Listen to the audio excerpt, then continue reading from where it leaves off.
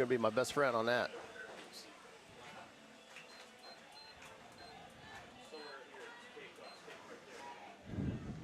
Thank you.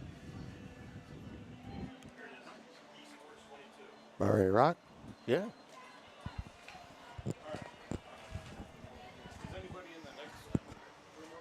I don't know.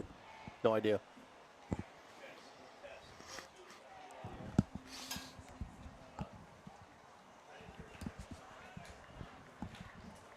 Test.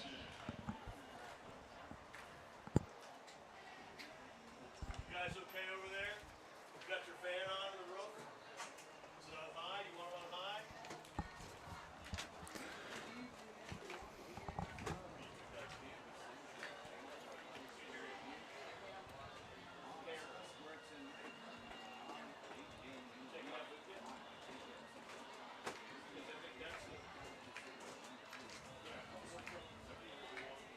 There you are.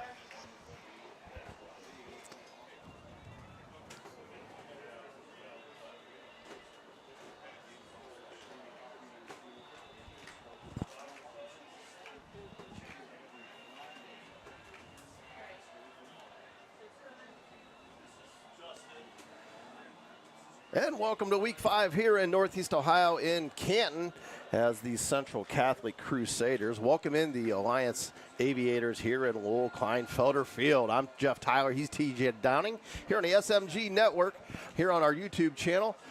Tonight's broadcast is brought to you by the Hilshire Clark Electric Company. Really great to have you here on the sun splash, gorgeous, slightly humid evening. So we're ready for some really good football here in the area. How's it going, TJ? Tell you what, man, I'm excited.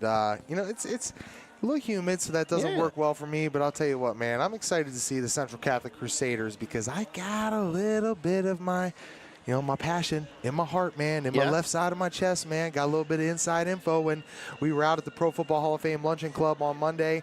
Got a chance to see Dave Oates, who is the principal here at Central Catholic, and he was introduced at Tozie's by none other than Trucker, the one they call Jeff Lindesmith, the head coach of the Canton Central Catholic Crusaders. And he was telling me about this guy as we see the captains getting ready to go to midfield for the coin toss.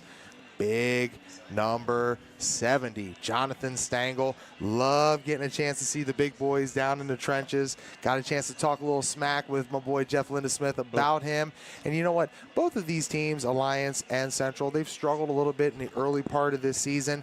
But we know one thing about Central Catholic. They are never afraid to take on someone that's a D1, a D2, a D3. Somebody that's a little bit bigger, maybe has more depth. And on the backside of that, Alliance they're a little bit down. Jeff, you understand this as well as anybody. It does not take a rocket scientist to figure out that when you lose a guy like Brendan Zerbrug, who is playing Power 5 Division I college football, to replace something like that, to replace a lot of different parts like, you know, an Aiden Mosden, who ended up getting hurt last year, blowing out his ACL in the early part of the football season, and then he comes back to win the Division II heavyweight state title in wrestling. You know, there's a lot of pieces that Coach Tim Goodman has had to replace.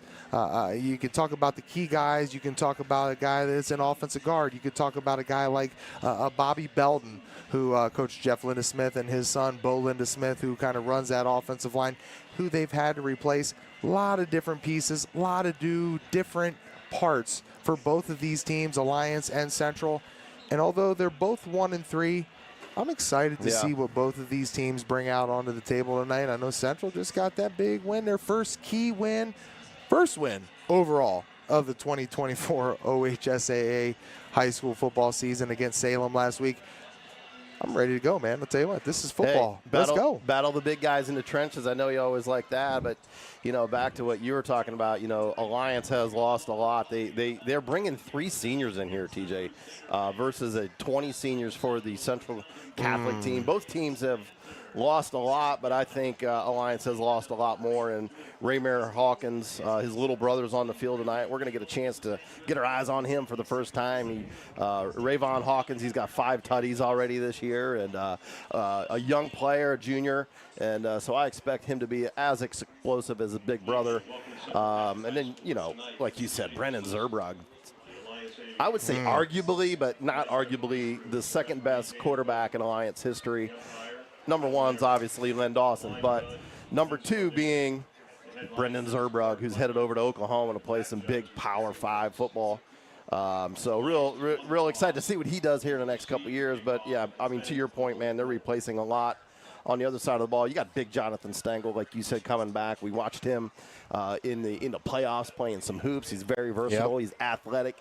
Looked like he trimmed up a little bit in basketball season last year, but he's still tipping the scales there about 3 bills. So when you talk about trimming up, we talking about going from like 315 to like 305.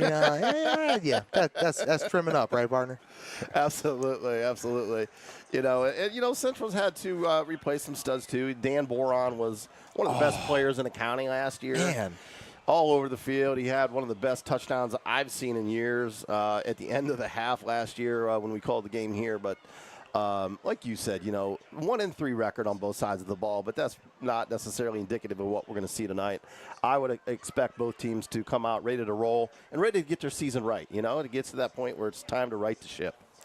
Well, you also understand, Jeff, that now that we're taking 16 teams from each region into the playoffs, it becomes a little bit different. You can have those early struggles. You can even have late struggles in the season. You can be a 5-5 club.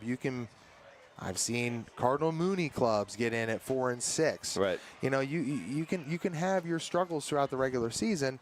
And a lot of people will argue and they'll have a little bit of their rebuttal that 16, it's a little too much. When I played, it was 8 teams. Before I played high school football, it was 4 teams. And, man, wow. Does that not That's really tough. encompass the elite, right? But when you only take 4, you're leaving out some teams that are pretty good. And when you take 8, there may be a team or 2 outside sitting at 9 or 10 thinking – they can still compete with those top 8. When you take the top 16, there's going to be some things on the back end. We'll talk, let's say, 13, 14, 15, 16 that, we'll call it sending the lamb to slaughter, so to say. Right. You went up there and you caught a game where the Glendale Golden Eagles, they had to go and take on a St. Ed's. It's like a 1-16, a 2-15. It's the same that we see in a college basketball tournament. It becomes tough, but it still gives you the opportunity, right? And we've seen also called games over there at Northwest when they had Jordan Mick running quarterback, and they end up taking on a Menor Lake Catholic who would have never qualified for the playoffs, but they end up getting in, and through the COVID year, they're able to make a run, and they get all the way to the state championship game. Yeah. Right? If it was still top 8, they would have never made it. They get to the state championship game, probably should have won. There was some, there's some different things that happened throughout that game, but I'll tell you what, man, it's fun just to see Stark County high school football. We've had a chance to see, we've done Fairless and Sandy Valley. We had a chance last week to do Fairless and Triway, even though Triway is kind of just right outside of our borders. We had a chance to do Fairless and Claymont. We know the best of the best that's inside of the county here in Stark. It's going to start with Maslin, who's going to get a chance to take on St. Ed's. Go on the road tonight and take on St. Ed's. Talk about that for a second, Jeff. I mean, St. Ed's is a completely different team from last year. You got 3 offensive linemen who went Big Ten football for this year. They're gone. You got Maslin, who they've reloaded, but they're without DeJuan Owens. You're without a couple different dudes that were just nasty tone setters. A guy like Cody Fair. The big boys, a Chase Bond, who's playing D1 college football down at NC State. How do you see Maslin and St. Ed's shaking out tonight? It's going to be a battle for sure. A heavyweight battle. It's one of the actual best, not only in the state of Ohio, rated #1 game tonight in Ohio, but it's rated across the nation. This is a big, big matchup. I believe it's the 5th time that they have met. So I think tonight's the tiebreaker for it. I think it's knotted up at 2-2. And Maslin on the road finally up to St. Ed's. I talked to Coach Lombardo yesterday, wished him well against the Massillon Tigers. I wish both teams well. We've got allies on both sides of that fence, you and I, but be real excited to see what happens here. The thing that concerns me with St. Ed's is that Brandon White, their stud running back, is hurt. He's going to be out for a couple more weeks, but they do have a junior that stepped in there last week, had 32 carries, TJ, 161 yards on the ground. Ooh.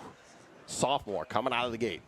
Or actually, I'm sorry, he's a junior, but so they can You're asking a lot of a backup giving them 32 carries. I guess they figured fresh legs, the QB and Thomas over there,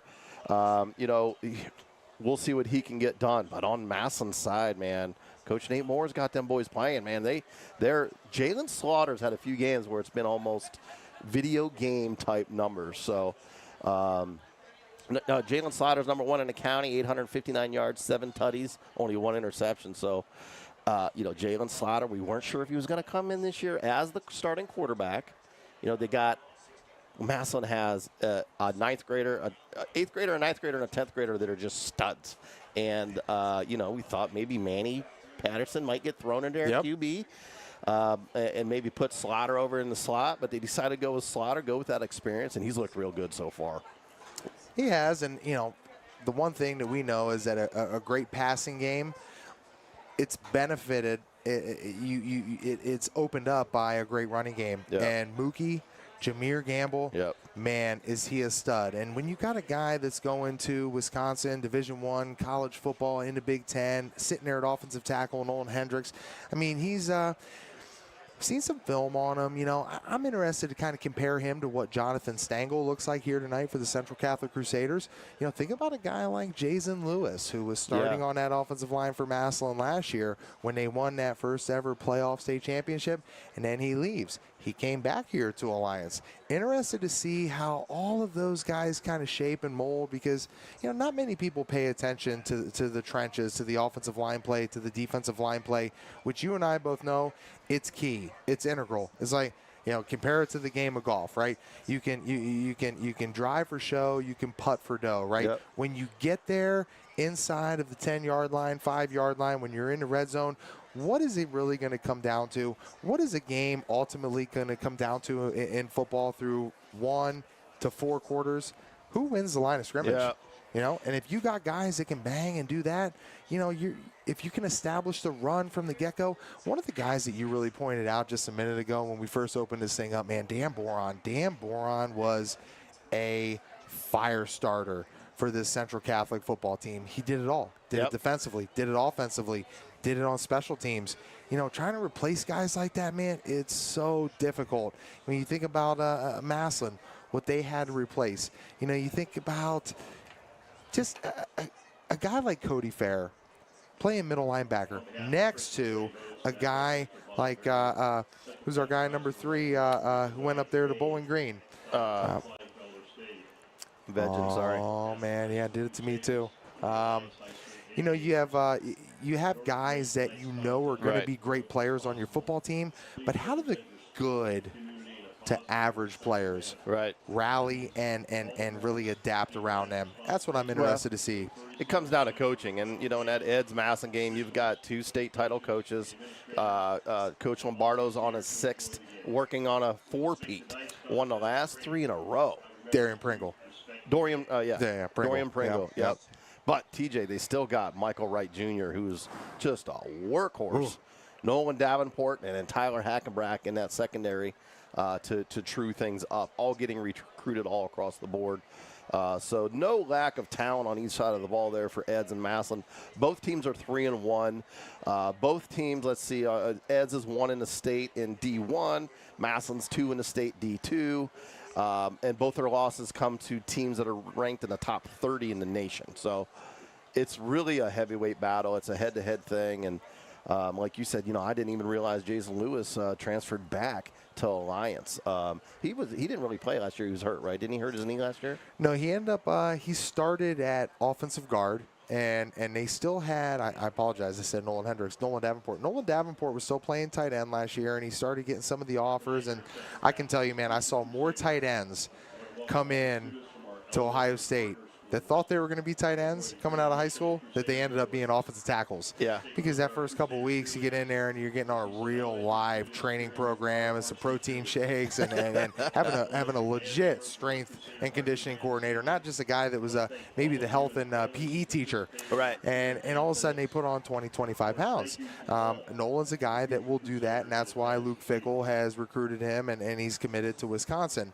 When you lose big guys like a Jason Lewis, who is massive, a massive body. I mean, let's think about Jonathan Stengel, who starts at tackle here for Central Catholic, and you and I had a chance to talk to AD Matt Creamer. Shout out to him, does a phenomenal job, put us in the driver's seat over here, and we had a chance to talk to him earlier about a little basketball.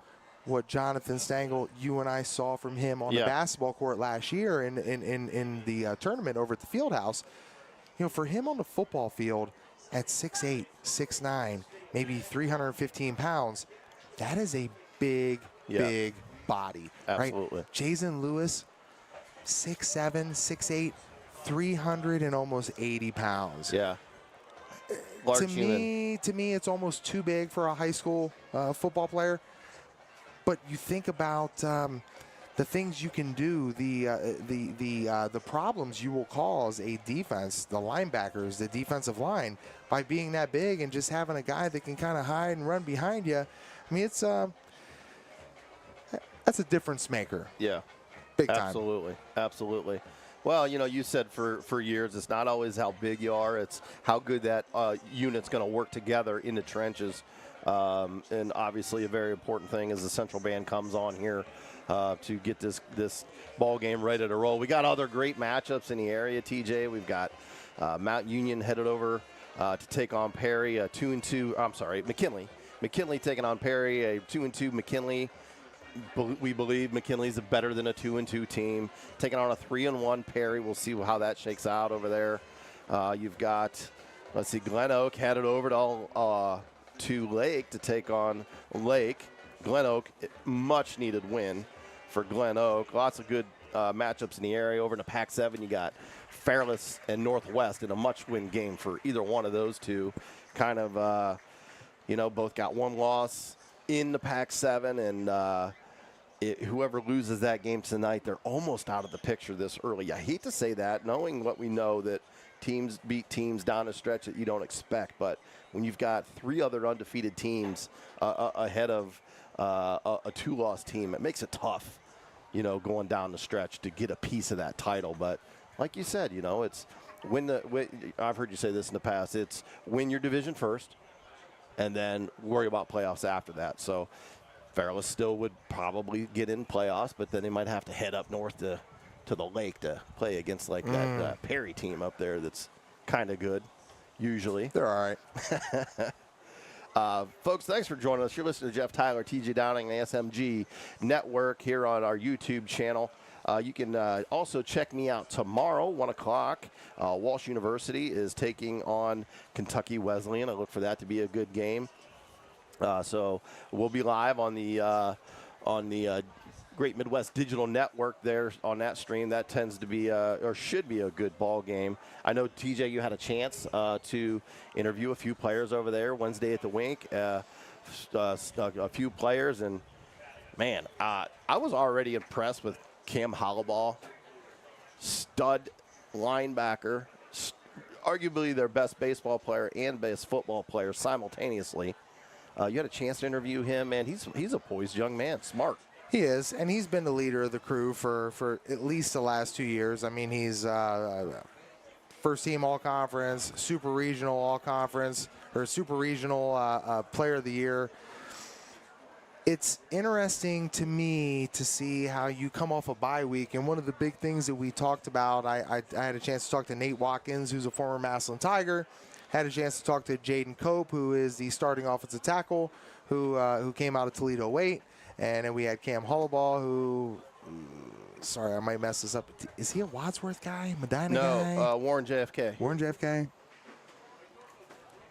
Cam is so just solid across the board, right? And one of the things I talked about with Coach Fank, we kind of joke about, is that Cam may be the only athlete in GMAC, the Great Midwest Athletic Conference history, to be GMAC Player of the Week in 2 different sports.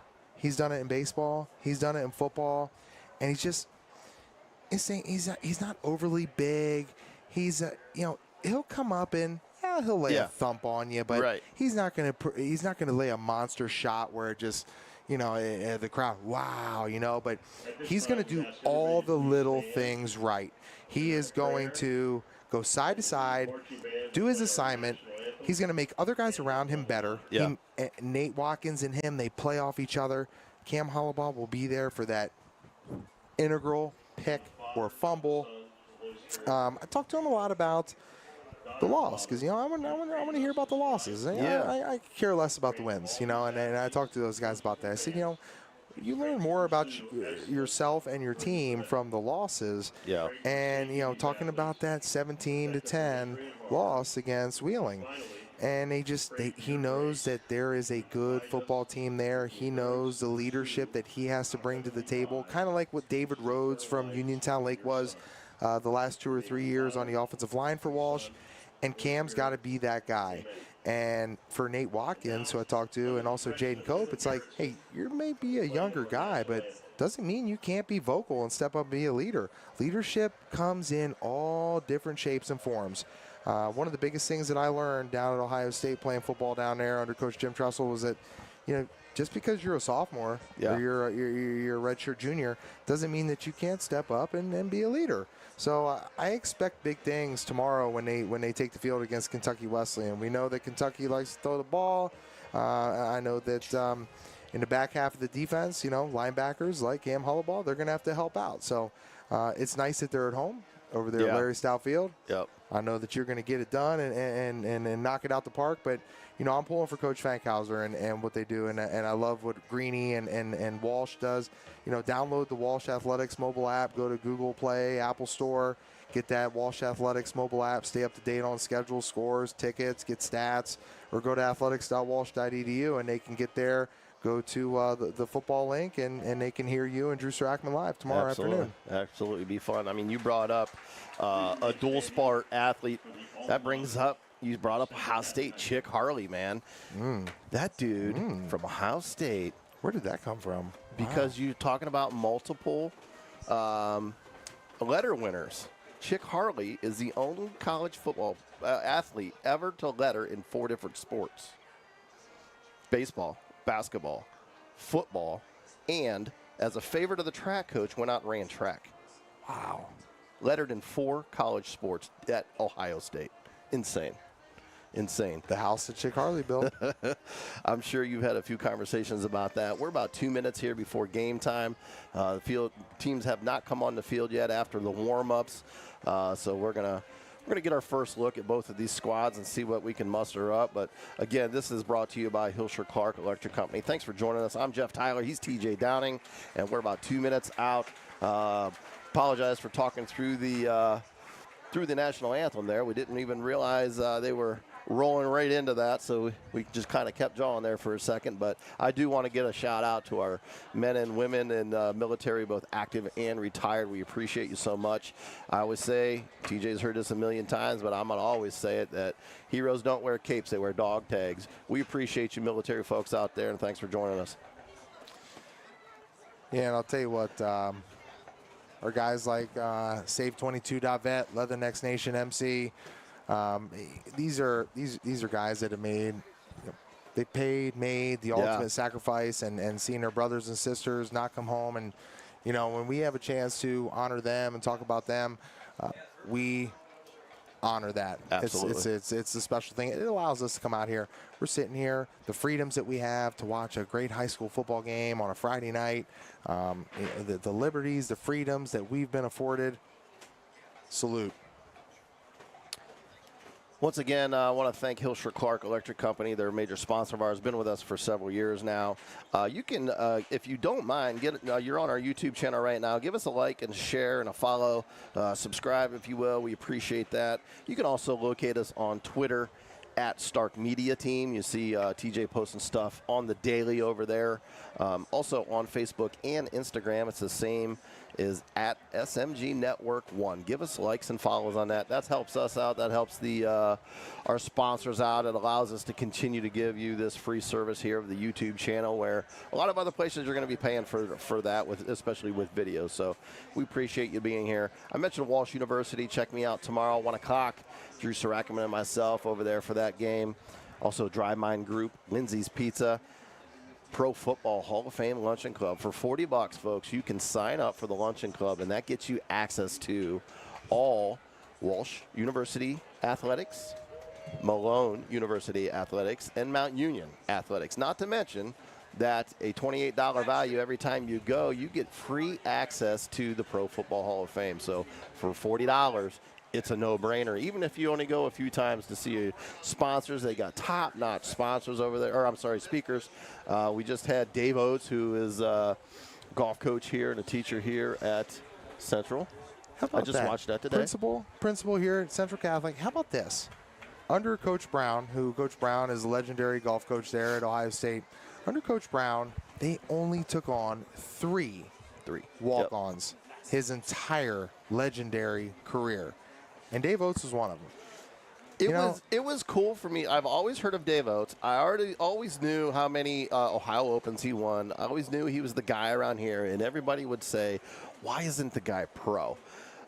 He's good enough to be pro. He's dropping 61s over at Skyline, like they talked about today. And it was just really cool to see his perspective on how he got to where he was, TJ. I mean, he didn't even start playing until he was a freshman. He didn't think he was very good.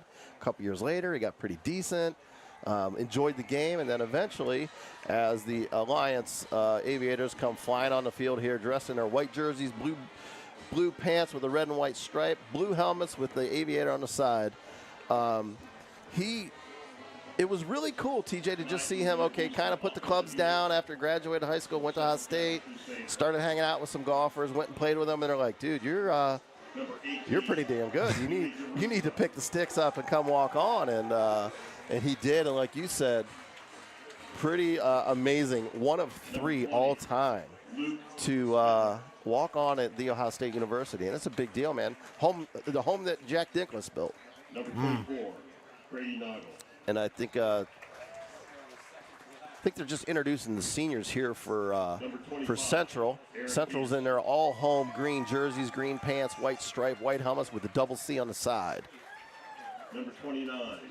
Gorgeous night here. We're happy you're joining us. We wish you were here in person, but we're glad you're here on the video here for us. If you get a chance, check out that Dave Oates that we just put up today from Monday. Also, there's Coach Jim Tressel was over there a couple weeks ago. I was able to be in the house for that and get my winner's manual autographed by Coach. That was pretty cool. Trying to think who we got coming in. We got some great speakers coming in Mondays over there at the Pro Football Hall of Fame Luncheon Club. We are going to have Kia's Hungarian. He was on the Canton Invaders soccer team. He's coming in. We're going to have representatives from the OHSAA coming in. Nice. Carlin Isles is coming up within the next 2 weeks. Carlin Isles, Team USA Rugby. Oh, wow. Olympic team. Got to hear him and what he does and what he brings to the table. Wow. Rugby ever getting popular as the Crusaders come flying on the field, ready to roll for this one. It's 12s on the board here. We're probably going to get rolling here in a moment once we get the bands off the field here. It's going to be almost game time here in Canton, Ohio on the campus of Central Catholic. Had a great time here pregame. Got to catch up with Coach Bob Vero. He's from Fairless, and he's the AD here. Shout out to him. All kinds of friends over here, TJ, we get to see. It's pretty welcoming. We got some enjoy friends. I'll tell you what, I'm looking here on the roster, and I don't know if Jason Lewis is here. If he's out, we're gonna do a little research on this. Yeah, I couldn't find him either. I didn't want to say that, but I just took another look, research. and I wasn't able to see what's happening there. Maybe did he decide not to play? Yeah, I love doing research, and Coach Goodman, Tim Goodman, and I'll tell you what, one of the best things I think Alliance did post Lenny Reich, or I'll tell you, Lenny Reich was there. Lenny Reich left, went to Mount Union. We lost him recently over the last few years, and we know that Mr. Bruni, Gravis, he was involved as athletic director, and they were trying to find the right fit. Tim Goodman has done a phenomenal job coming from North Canton over to Alliance. I'm interested to see what his squad brings to the table. And there was the leather on leather kickoff, the Leather Next Nation kickoff. That was a squib kick there. Central kicking off. Alliance going left to right on your dial as we get started here at Central Catholic, as the fans are just now starting to filter in. Regardless of the record, they do have the faithfuls here that show up for these Crusaders. TJ, I went by an old house, man. First house I bought was about 4 blocks from here. Probably should have stayed over there. I don't know. But here we go. We're getting rolling. Ball game here. And a quick, tough snap there off the gate. Nothing doing. That's no gain. It's a loss of 2 there. Quarterback Michael Williams here for the Alliance. In the backfield, you've got Bo Davis and Junior Jackson. Both got some pretty decent numbers out there. Bo Davis, 176 yards so far. Steps in at QB sometimes. And we already got a penalty on the field here for Alliance. And I'm sorry, it's offsides on Central. So they couldn't hold their water there, and that's going to give them 5 more yards. Going to be second down and about 6 yards now. You see the big boy that I was talking about, Jonathan Stengel, 6'8", 315 pounds, senior, committed to Miami of Ohio. He's going to be playing right over top of the center, play a little bit of 3 technique. They're going to rely on him and trying to hold his ground in 2 gap, and he does a really good job there. You know, the Crusaders give up 3 yards on that run play, but, you know, still a 3rd and short coming up for Alliance. You know, you can just see the massive size of number 70. Large.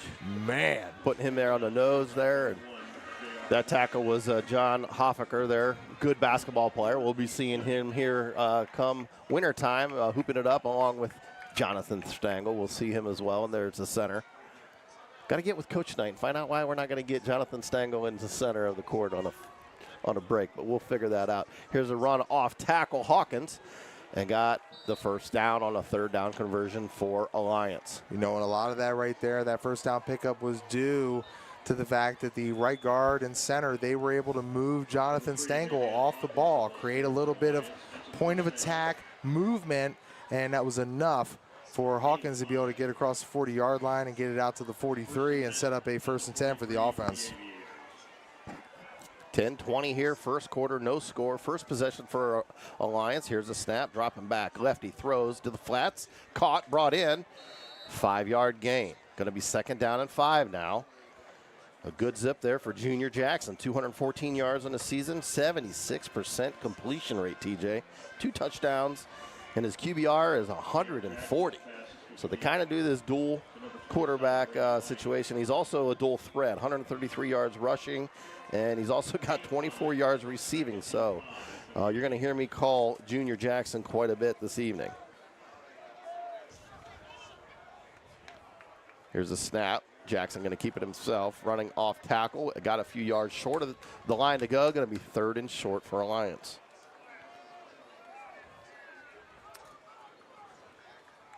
.928 to go here as we're in the first quarter here at Kleinfelder Field. 3-time state champions here at Central Catholic, TJ. The only team in the county that's played for and won 3 titles. But St. Thomas has 1, Masson has 1, McKinley has 2. Here's a QB keeper up the middle. And short of the line to go, I believe. No signal yet, and it is a 1st down. Jackson. Well, I'll tell you what, man, you say those numbers and kind of throw out those stats. Takes me back to when I really started cutting my teeth, you know, as a broadcaster, and back when Central was able to, they lost 2 in a row to Coldwater and finally figured it out in game 3 in the Horseshoe, and T. Rube had that amazing play at the end of the game, and win that state title, man. I know that's always going to be something Jeff Lindesmith will remember. Good ball over the center. Got there early, but they still brought that in as a good catch. Flag on the field. Good sportsmanship there by the Crusaders to help the player up there. Tell you what, you saw that number 77 from Alliance right there with that sportsmanship you were talking about. Tell you what, number 77. He looks the part, doesn't he? Oh, yeah. Remember Kavion Thomas? Junior, 6'3", 220 pounds. Boy, you think about some of the guys they've had to replace. Oh, boy. It's mind-boggling, the talent for sure. Carter Lewis, Jason Lewis, Aiden Mosden. Some absolute studs. Brendan Zerbrug, what was he, 6'6", I think? Here's the pullback, drop back, got all kinds of pressure, made a guy miss. Jackson throws too short on the run. Poor throw was too low, incomplete. Gonna bring up third down and 20. I'm sorry, second down and 20. Yeah, think about another guy that Alliance had to try and replace. One of the greats ever, Mr. Davis. I'll tell you what, Caden Davis, you had Kayvon Davis. Both of those guys, Caden's playing his ball up there at Youngstown State. Man, just horses out of the backfield, just so many different weapons to work with. Jackson dropping back. I said he's dual threat. He took off, but a great pursuit and tackle there. And it did look like he wasn't totally down. He was sitting on top of the defender. And I think that was Noah Burberry on the tackle there. But they did call him down, so it's going to be third down and forever for Alliance. Both teams have pretty good punters, TJ. Both teams are in the top in the county on punters, both averaging around 37 yards a punt. So never really want your punter to have big stats in the county, but, you know, it is what it is. Hey, just look back at what Jim Trussell said. Special team, something about that being a big deal? Yeah, kind of most important play. Trips left, got pressure, took off. Got room to run. First down. Great job by Jackson there to recognize pocket collapsed around him. He decided to take off and didn't even hesitate. Shot up the middle of the field there and got that first down conversion, or third down conversion with 3rd and 18 there. 7:25 to go, first quarter. Huge, huge third down conversion for Alliance there.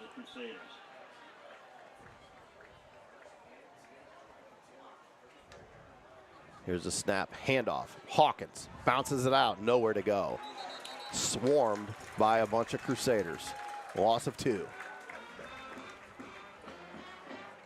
You'll see them take Hawkins, put him in the backfield, put him in the slot, they'll put him on the outside, they move him all around. You may see him in a jet sweep or 2 this evening. Little shorter than his big brother. His big brother was pretty big dude. Ramir was nasty. I lost track. I didn't see. Did he go play somewhere? I was thinking he may be like a tight end or something next level. Nah, I know Onez Roseboro, he's playing a little bit ball next level, but as far as Ramir goes. Good ball completed, first down and a lot more in the red zone for Alliance. 1st and 10 Alliance.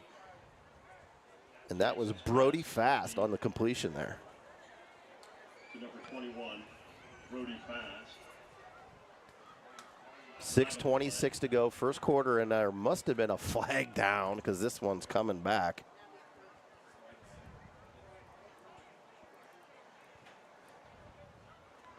We'll see what the call is. An eligible man downfield on Alliance, so this ball is at completion's coming back. We're going to redo second. Second down, 15.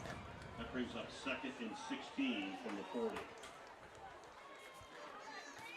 Like I said, folks, gorgeous night here. A little bit humid when we first got here, but thankfully, TJ, the fans are working here as opposed to when we were up at Avon in the sweat box there. That was a little bit rough. But we're good to go here. Second down, rolling out to the right. Jackson throws it back behind him. Great catch brought in and got back almost to the first down Jarnine Blair there on the catch. That was a dangerous back behind pass there by Jackson, but they brought it in and made it work. 5:38 and ticking. TJ, this might end up being one of those nights that it is ball control. Don't turn it over, move the chains, eat the clock, and keep it rolling. Here's a snap. Jackson rolling left. Very patient. And probably should have tucked and ran that one. It's going to bring up 4th down for Alliance. We'll see what they do here. Like I said, they have a very good punter in Bo Davis. Bo Davis is averaging 31 yards per punt. Let's see if they're going to go here, if they're going to bring on a punting unit. Can't tell as of yet. Looks like they're going to go for this. I like it. Inside their territory at the 35-yard line. They converted a huge 3rd and 18, 4th and 11 here, and they got Central to jump. So they're going to get 5 back right away. It's going to bring up 4th down and 6 now. Got to hold your water there on the defensive line. Again, thanks for joining us. You're listening to Jeff Tyler, TJ Downing on the SMG Network on our YouTube channel here. 5:16 to go, first quarter. Alliance's first possession. From the 30 for Alliance. And TJ, I just noticed their center for Alliance is a big dude. Aaron Syme, 295 pounds. Bowling ball. Great ball over the middle. Post route. Touchdown, Alliance. Alliance draws first blood. Jarnine Blair for 6. Touchdown for number 8, Jaron Blair. I said last week, TJ, I think a lot of these high school teams do not utilize their tight end good enough, and they do not utilize the center of the field enough. And Alliance did it to perfection there on a 4th down conversion.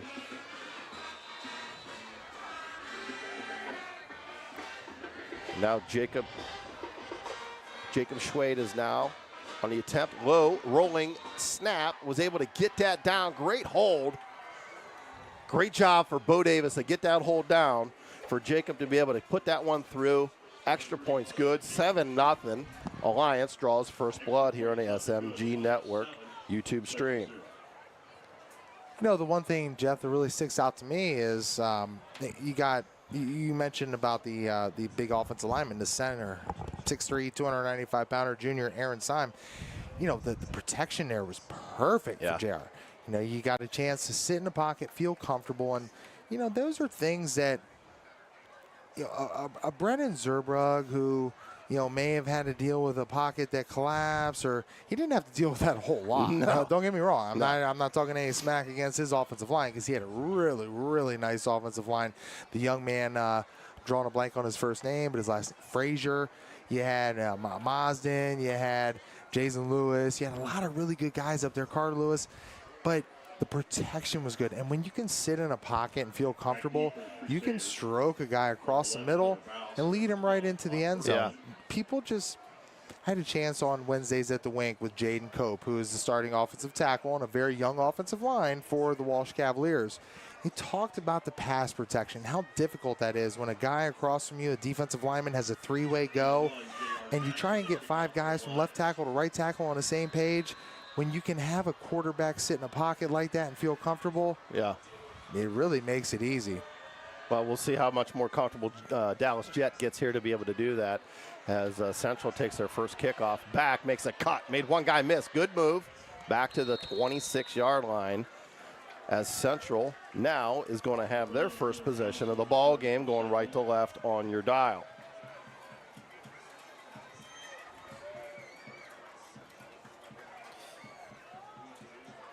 Central has a few big guys out there as well. Dane Ostertag tipping the scale around 300.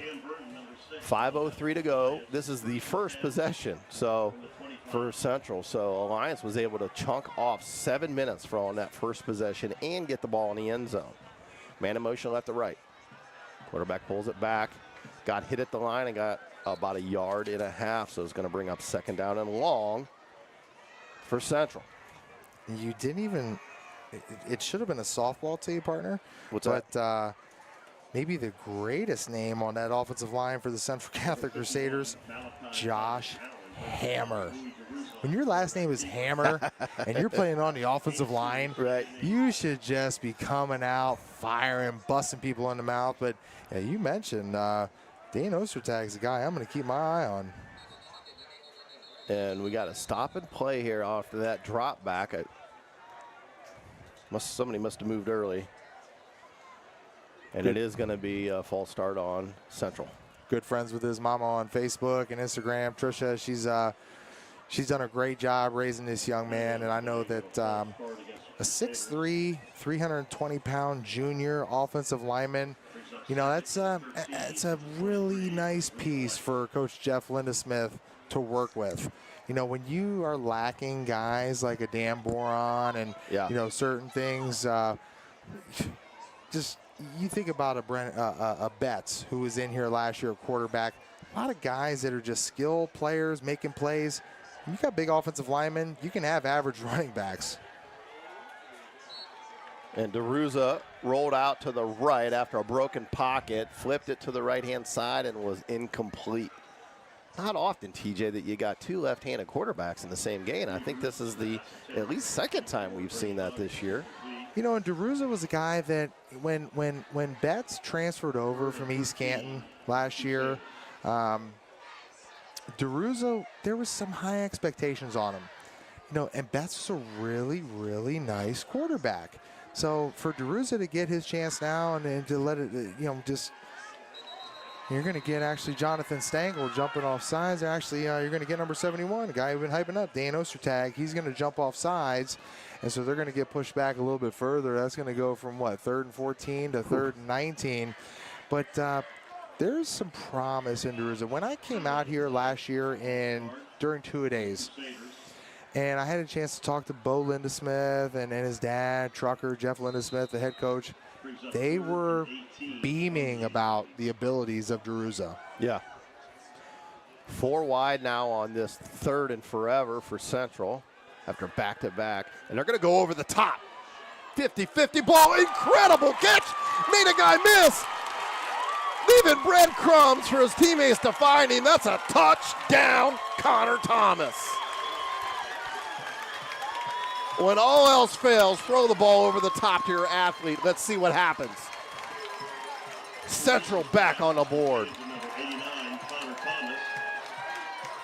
TJ, not only was that a ridiculous off the opposite shoulder towards the sideline catch, but he also had the wherewithal to make the guy miss, stay in bounds, stay on his feet, and house it. That was fun. Woo! Again, you've said this before. Am I in the headset of these guys? DeRuza, he's got a live arm. Dude, I swear to God, it's been all year. Like every big play. I think you call the AD ahead of time, and you got an extra headset over there. So now to tie this ball game up, the extra point here by Elijah Rossetti is up down the middle, and that's good. We got a tie ball game here. 7-7 with 3:42 to go.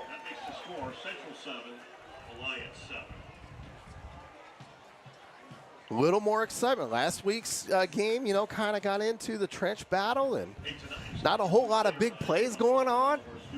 Seeing these one of the 3 teams go toe-to-toe out of the gate, I'm excited.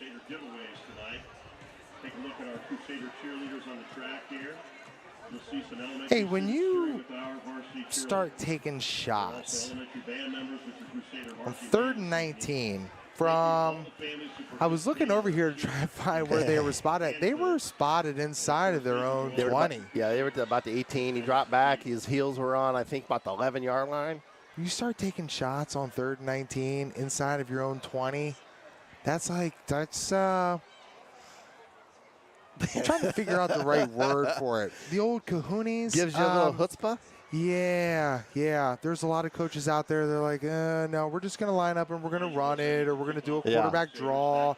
We're going to play it safe. And then if we don't get it, because we're probably not going to pick up 19 yards, it's going to be 4th down, and we're going to punt it. That is the definition of Jeff Lindesmith. Don't care. Another squib off the front, back, bounced up in the air. Central had a shot at it, but Alliance was able to cover that one up and keep it at the 48-yard line for their second possession. I mean, you know, TJ, is it desperation? Is it brilliance? Is it, I mean, like you said, that's the first time we've seen that. All year long, like you said, it's something conservative, give half the yardage back, let your one of your better punters in the county go to work that field position. And maybe that's part of the reason why I went for it on third down like that, to say, hey, I've got a good punter. If it comes down to that, let him boom one out there. And Hawkins now off tackle, made a guy miss, bounce it outside, made another guy miss, but he's got 3 Crusaders there, going to get a 5-yard gain. You mentioned 2 words, desperation and brilliance. Hard for me to say either of those, but just really, Coach Goodman and his defensive staff, you're probably not thinking that Central's going to take a home run shot, because that's a home run shot right there, right? Absolutely. But you recognize the coverage, you take it, and you go with it. And on the backside of it, if you don't complete that 3rd and 19, Jackson then you dropped use it that back. big punter. Another first down converted on Jackson's legs. And it's maybe no coincidence his last name's Jackson, because he's starting to look like a Jackson out there, tucking and running, getting first downs. Yeah, I'll tell you what, man. He started on the defense last year. He was a guy that was in a rotation there as a wide receiver. And obviously with Zerbrug gone now, you have to find a piece to fit in there. You got to find a dude to replace one of the best quarterbacks ever. You mentioned maybe to call it top. Let's just call it top 3, right? Can't put anybody over top of Lenny Dawson, the legend, right? But, man. High snap. Jackson brought it in, and he got it in the hands of Hawkins. Did a good job of bouncing it outside, but there's a flag down in the area of holding on Alliance. And it is going to come back here, holding on Alliance. 2:57 to go. We're knotted up at 7s here on the SMG YouTube stream. I mean, can we just talk about some of the legends that have come out of both of these schools? Alan Page, Hall of Famer. Wow. Hall of Famer. Wow. Right? Let's talk about a Vince Liotta, who led Central to that state championship, the last one that Lowell Kleinfelder won back in 2001. Let's talk about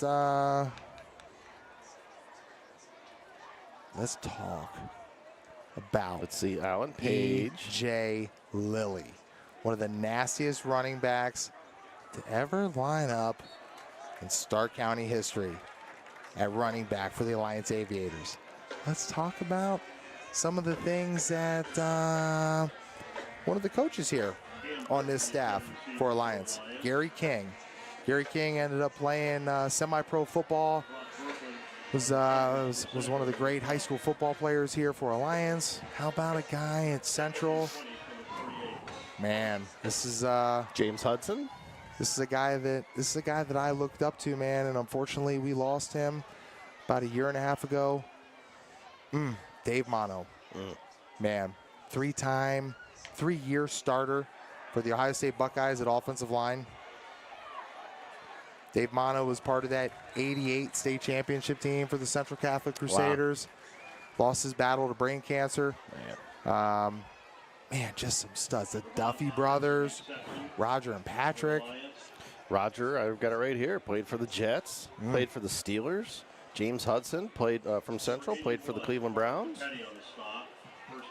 Stark County is no joke, man. No, it's not. And we got 2 programs right here in front of us that have produced some of the best ever. How about Charles Babb? Oh, the quarterback from Alliance, Charles Babb, maybe one of the best athletes to ever come out of Stark County. And Jackson's taken off on a broken pocket. Great ball over the middle to Hawkins. First down, Alliance. Love that play call, Jeff. Ooh, he zipped that ball.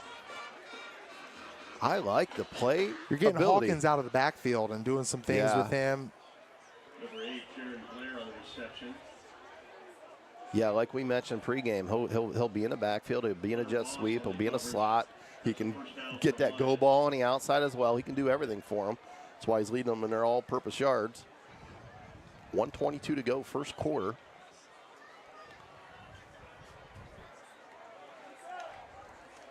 Another snap. Jackson's going to keep it this time, and he got brought down right away. Great tackle there, midfield. That was John Hoffaker again. Hoffaker's already got 2 or 3 tackles early in this one. Inside a minute left now, first quarter. 2nd down and 10 for these Alliance Aviators. TJ, I mean, how often do 2 high school teams play, and each team has a player from their school in the hall with a yellow jacket? That's pretty rare. Yes. Rarity. Hawkins drops back, throws wide left, a little bit too wide. Wasn't able to bring that one in. It's going to be incomplete. Going to bring up 3rd down.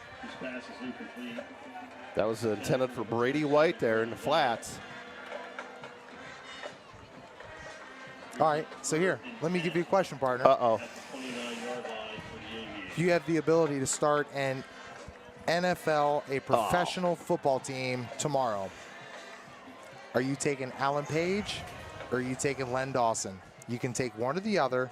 Got to pick one. I'll let you answer that after this play. All right, it came up quick. Play stopping there. We'll see what this penalty is. Alan Page was a beast, but I would say he was revolutionary at the 3 technique position. For today's ball game, the way the quarterback's protected, I think I would go Len Dawson. Is Len Dawson as effective as he was back in the day now in today's ball game? Well, I think he's athletic enough. I'm trying to recall how many yards he threw here. I think he was maybe around 6,000 yards in a time whenever they didn't really throw the rock a lot. So he may not be able to smoke he may not be able to burn a heater and drink a beer at halftime of the Super Bowl, but you know, there's no. Is that not one of the most legendary pictures of all time? Probably the best. That's man, amazing. You got to hydrate though, right? You got to hydrate. When you have the purple. You have Alan Page breathing down your neck. That was Super Bowl 4, I believe. Drop it back, happy feet here. Jackson wants to take off, but he's patient, and he didn't decide quick enough, and he got brought down in the open field by Isaac Ray. That's going to bring it up 4th down, and as we saw before, Alliance is probably going to go for that. 68 is going to have to come off the field. That's Canton Jones, the 5'10", 275-pound junior offensive lineman. His helmet came off. Okay, you dropped a stat line about how many times do you see a high school football game where you have a gold jacket from both teams? How many times do you have a matchup where not only did they both have a gold jacket, but they both faced each other in the same Super Bowl? Oof. This is a rarity. I didn't think about it till we just started talking about that. Super Bowl 4. Pretty cool. Kansas City, Minnesota Vikings. Oh, man. We could talk about this for the next 5-6 hours. End of the first quarter here, 7-7 as we flip field, and we're going to do it again. Thank a few other sponsors as we go here. C.H. Vallis and Associates, H&H Truck Parts. They can really get you just about anything you want. If you got a truck, big vehicle, small vehicle, they can do it. LPL Financial, Nathan's Patio. Shout out to Nathan over there who does a lot in the community, does a lot for us. Cackley Insurance, Leather Necks Nation MC. Bunch of great dudes. Good guys to have on our side, TJ, without question. Milano Family Chiropractic and Wellness. Call them at 330-705-0209. Your former teammate, Rocco Milano, great dude and amazing at what he does. Trust me. Nah, he was just a quarterback. Yeah, nothing special. Hey, he had a few. He had a few weapons. He was a tough guy, man. I'll tell you what. Good Lord. I talk a lot of smack about the quarterbacks, and I even got into it with Jaden Cope, starting offensive tackle for the Walsh Cavaliers the other day, about Dallas Jet. You know, I mean, he's giving the quarterback a lot of praise. They're just quarterbacks, man. You know, don't act like it's the second coming since sliced bread. Here's that 4th down attempt. They're going to go over the top. Wide open. Hawkins brought in. Great pass and catch there. Jackson to Hawkins for a first down to the 2-yard line. Another over the top decision. Wow. And Hawkins is having himself an evening.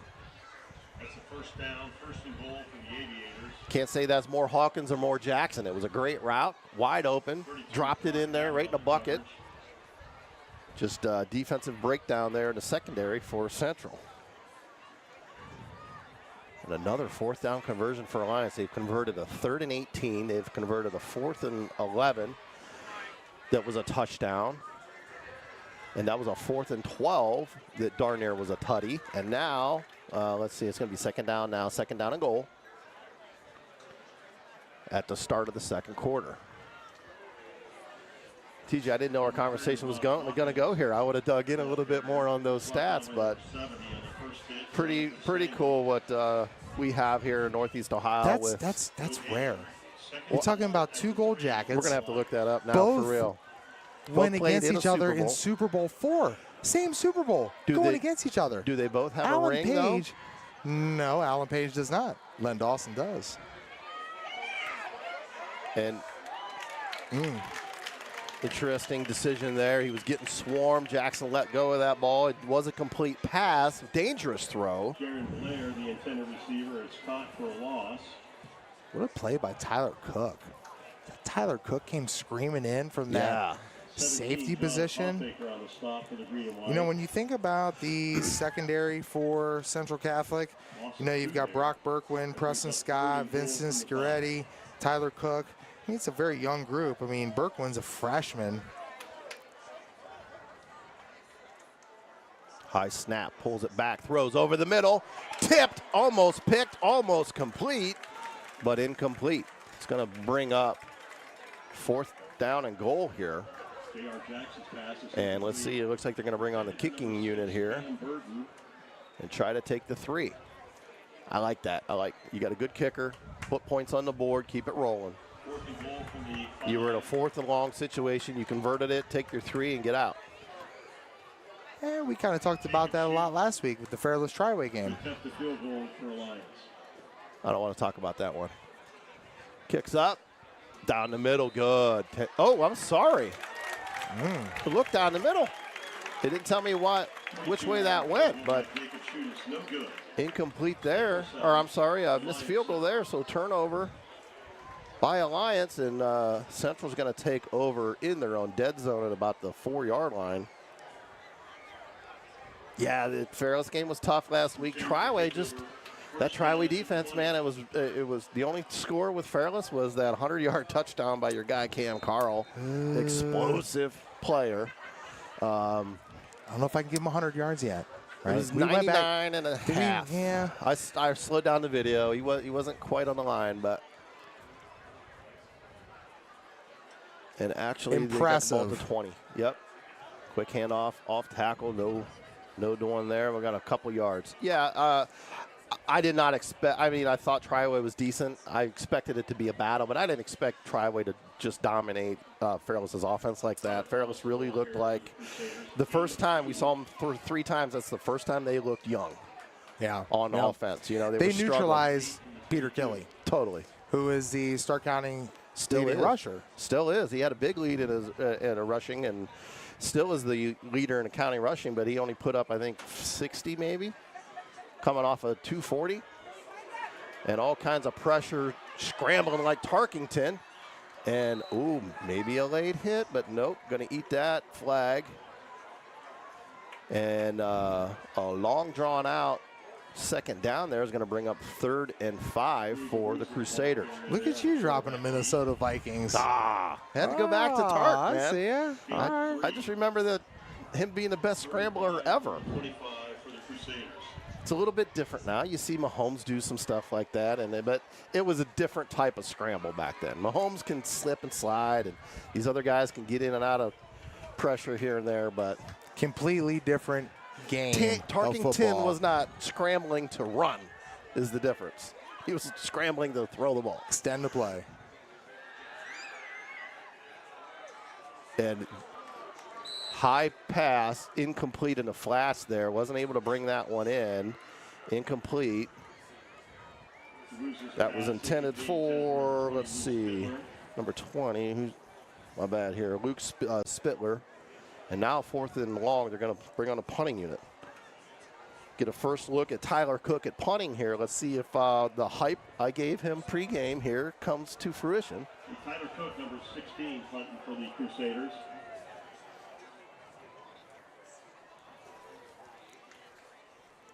Here's a snap, and here is the punt. Decent one down to the 43, brought in. Not much way to go, but a couple stiff arms got him loose. He's on the loose, down to the 32-yard line, and there was a block in the back. This one's going to come back here to probably about the 40. Good return brought back for Alliance there. One of their first mistakes here of the ball game.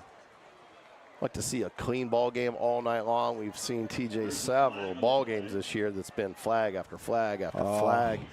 You know, we didn't get a chance to talk about the McKinley matchup tonight with Perry, but McKinley continues to average about 150 yards in penalties. I think they had 4 15-yard penalties last week.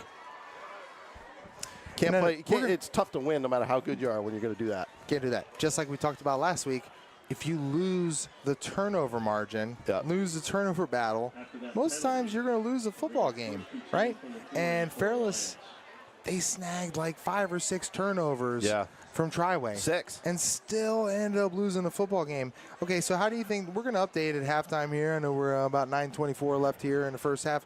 How do you see that McKinley-Perry game going on? I think honestly, talent-wise, McKinley's a 2-3 touchdown favorite. Yep. I agree totally. And Jackson rolling to the flats there, nothing going, got about 2 yards on that. I agree. I think Perry's been hanging in there. Perry's playing tough, but you know they got that old ball coach back there. You can't convince me that's not part of it with getting a little bit, getting him back, maybe changing the mentality a little bit. I'm not sure what it is, but a little bit. You know, he's affecting the defense, right? But you think about just the comparatives, right? They both played Warren Harding. Yep. Yeah, exactly. McKinley handled their business. Perry should have handled their business. Yeah, Perry lost to Harding by 15-9. McKinley beat him 26-19, so pretty comparable there. And they lost that ultimate turnover battle. Incomplete pass there by Jackson in the flats again. I think, did Perry have maybe almost 5 turnovers in that ball game? I think in the Harding game, I think that was the case. Yeah, you and I were on air and getting updates throughout, and that was, I believe, the case on that one. But, you know, Perry did beat a good Buchtel team. You know, and they're coming off losing some studs. Basham, Ivonic, Hartshaw. You know, they've had some studs that they've left, but they got Austin Maddox there that's good. But they don't have 6 guys being recruited D1 like McKinley. Talent-wise, I'd pick McKinley, but we'll see if they can play clean. And a sack there for the Crusaders in the backfield. Jackson tried to get loose, wasn't able to get a release. Great job there. Stepping up there and getting that tackle for the Crusaders. Perry last week, they handled Lake, right? Correct. Handled Lake. Lost to Warren Harding the week before that. They were able to handle, not Buchtel, Akron St. Mary. And then they opened up and they hammered Central. So I'm not impressed by the St. V win, to be honest. Even though it's at St. V, they're starting a freshman quarterback whose dad happened to be in the NFL as well. I'm vegging on his name. But, you know, you're starting a freshman at St. V. It's going to be tough. So, really, to me, their good win is Buchtel. No Buchtel. They didn't play Buchtel. Yeah, they did. Hoover played Buchtel. I think Perry. I thought Perry beat beat Buchtel week 1. Tipped in the air, had a shot to pick that one off, but didn't. Week 1 they played Central. Okay. They opened up with Central. I think they beat them 35-0. You know, Central's, they're down a little bit. Look, I just don't know how much you can take from a 35-0 beating of Central. And so then they're 3 and then wins. blanking 17-0 St. V, who you mentioned, you don't take much away from that. Yeah. Well, and then in contrast, you look at McKinley on the road to Avon, should have won that ball game. Mm-hmm. Run off tackle. Hawkins again starting to slice and dice this defense in multiple ways. The Ginsu is out. Big one tonight, too, as well. Jackson is up at green. Yeah, you know, Green is always, Green and Hoover are always a team that confuse me. You kind of go into it and you're like, hey, they got some weapons, not sure what to expect from them. They play good some weeks, they play bad some weeks. You know, the church struggles. Both well coached. Well coached, absolutely not taking anything away from them coaches. Hawkins, handoff again. Nearly stumbled in the backfield, but almost got the first down on that. Going to bring up 2nd down and 2. Jackson, I still have concerns with Jackson's offensive line. They've struggled. They've got a stud quarterback without question, but I think they're going to have up and down season unless they can stabilize that offensive line in the trenches. So yeah, lots of going on in the Federal League there for sure. 2nd down play here for Alliance, and it's going to be an illegal motion here on Alliance. And then you got the Golden Eagles. Against Alliance. TJ, there's a chance that my guy Pete might get in tonight. Just send a go route. Let's see what he can do. Throw it over the top. We'll see what happens. But they only traveled the guys that earned their wings as freshmen, so we'll see what happens. Right, one of the things we talked about earlier, Fairless and Northwest, both coming off a loss. Northwest, I think theirs was a tougher loss to Manchester last week. And then Fairless, you know, just... Hawkins again looking like Barry in the pocket there, juking around, bounced to the outside there and got a few. How do you see that thing shaking out over there at Smilik Stadium over in Northwest in Canal Fulton? You know, I haven't had a chance to get my eyes on Northwest. They always put a good team on the field. I think that was a little bit of an upset last week. I thought I did too. I thought Northwest would have pulled that one out. It depends on how ticked off Fairless gets and if they can get a good game plan. If they look like sophomores and freshmen, then they're going to struggle on the road at Northwest. Always a tough place to go on the road, You got to be A+. Establish the run with Peter Kelly. And a great run by Jackson. All kinds of moves, shake and bake. Give me some fries with that shake. 1st down Alliance. 5:52 to go, 2nd quarter as we move the chains. Alliance again in the red zone. It's they've been in the red zone actually the 2nd time. The last time they were missed a field goal there. They might cause them to go for it this round. But it is first and goal from the 10 and a third. It looks like they might be able to get a first, but and Jackson going to keep that one. Just going to try to create some space, get a few yards, and he did. Going to bring up 2nd down and 6 in the goal in the red zone here. Cooled off a little bit, TJ. A little bit humid when we first rolled out here. Feels pretty good. They got the fans on for us, so happy about that for sure. Yeah, listen, if if you need it, I always have this right here. My little girl Rosie, she sent me with the carrot little clip fan. Shout out to Rosie. She loves her daddy. She should, man. And another great run by Jackson, but Stengel in the middle swarmed him. Big boy. J.R. Jackson on the key. He's brought down by number 70. Get over here. That's Mortal Kombat. He said, get over here. Body, man. Big boy. Yeah, he's just towering over everybody out there. Yeah, I gotta tell you, man, we got about 4:20 left here in the first half, and I was talking to Jeff Lindesmith the other day. I'm like, okay, he's telling me he's nasty. He's kind of turned the corner. I'm like, okay, so is there a bigger upside than Miami of Ohio for this guy? Because 6'8", 315 guys don't grow on trees, man. Yeah. You know, is he more of a Power 5 guy? And he's athletic. There's the rip, touchdown. Alliance. Good ball there in the 3:58 to go here, 2nd quarter. Alliance. Brady White. That was a great ball to White. Listen, I'm impressed with ball. Junior Jackson, man. I'm really Great impressed ball. with him. Making good decisions. That was a dime and a half there. He's thrown a couple dimes over the middle. Well, another one was a touchdown.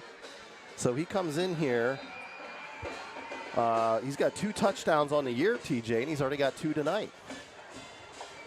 He just took his 214 yards passing to, gosh, probably about 350 total, 360, 76% completion rate. I wonder if Coach, taking a defensive player, throwing him on offense, ever thought he'd have an efficient quarterback like that. You're just going to slide into that position. That's not an easy thing to do. Inside 4 minutes here, I'm going to thank Drive Mine Group, Lindsay's Pizza, the Pro Football Hall of Fame Luncheon Club.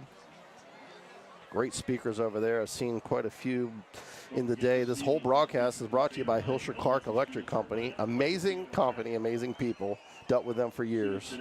They got a few openings out there. They're looking for an assistant project manager here in Canton and in their field office. Make sure you check them out, man. Hilscher Clark Electric. You know, whether it's commercial stuff, residential stuff, you're looking for that Generac generator for your home standby unit. You know, we know that around here, coming up on that time of year when the wind starts blowing, the weather starts coming in, power goes out. If you want to make sure that you are not without power, they will offer certain warranty programs that they will it's a great deal. It's the best offer, and there's nobody out there that does it better than Hilscher Clark Electric Company. Check out Generac generator units, brought to you by Hilscher Clark Electric Company. They do a phenomenal job. They give back the Habitat for Humanity homes. Shout out to John Feather and Mr. Floyd, all that those guys do for us. I really appreciate it, man. Great group of guys and great company. And now, inside 4 minutes, here's the kick. Great one-handed grab there for the up back. And he's going to get swarmed and brought down at the 22-yard line. So now, with 3 timeouts left, all kinds of time, they got inside 4 minutes at 3:53 here, Central, down 14-7.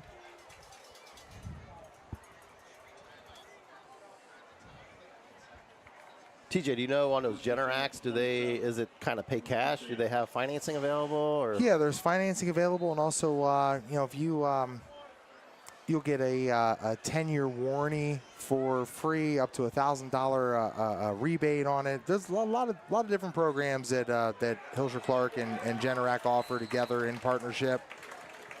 And, there's really, you know how much we can lose power around this area. Yeah. You know, it's difficult. Got a couple score updates for you, partner. Lake is beating Glen Oak 21-0. Massillon is beating St. Ed's 3-0 in the second quarter.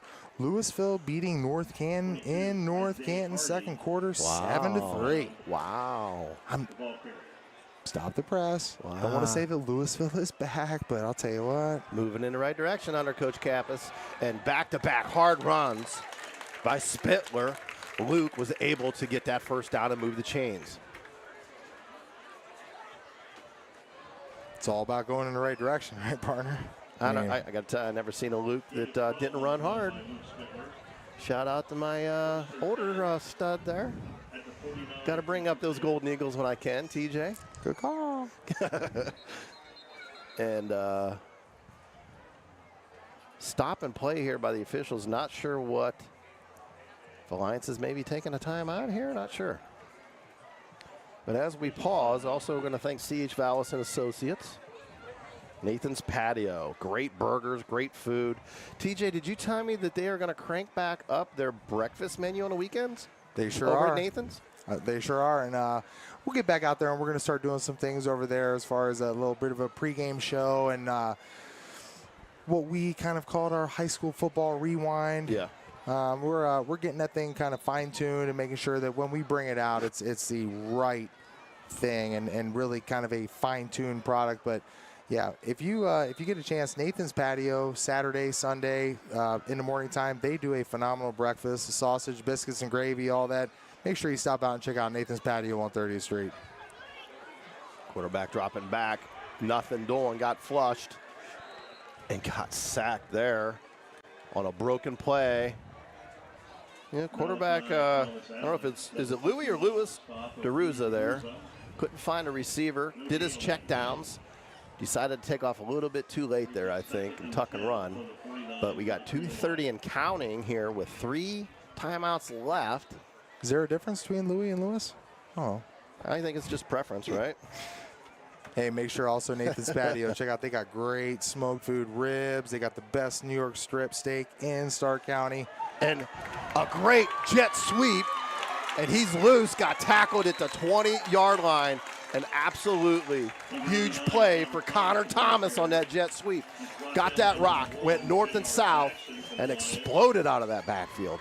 That's a 31-yard gain, 1st and 10 for the Crusaders. All kinds of time now, TJ, as they get into the red zone. 1st and 10, 2:07 and ticking. No worry on the clock now with 3 timeouts in the red zone. DeRuza, handoff, off tackle, and the crowd is still moving here. 32, Grady Fast. First impact, 6 foot, 220-pound linebacker. I believe it was his brother. Nope, Carter Fast still on the squad. Carter Fast, a senior in the secondary, rocking number 20. So you got not only Carter Fast, Brody Fast, but Grady Fast. And they are fast. They are. 126 jet sweep. Did hand it off.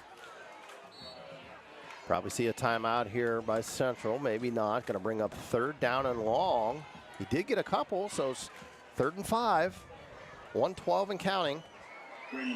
Central. Central will get the ball at the start of the 3rd quarter. So if Central could somehow punch this in, tie this ball game up, and then get the ball back start of the 2nd half, that would be ideal for the Crusaders. Another jet sweep, worked last time. And got his hand on that ball. Great hard running, ran out of bounds.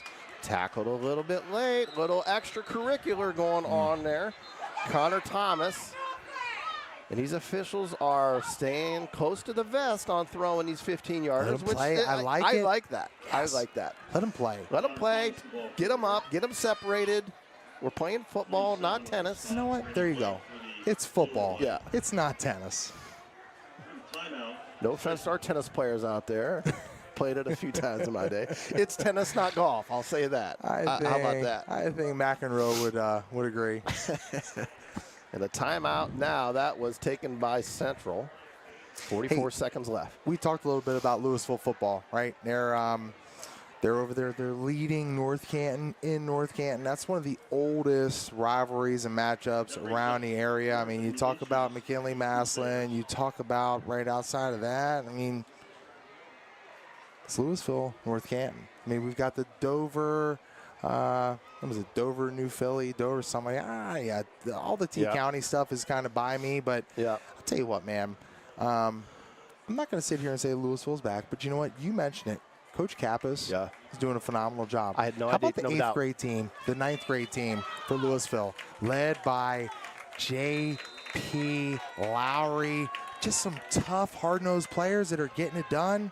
Undefeated on the year. And a hard off-tackle run there out of the timeout.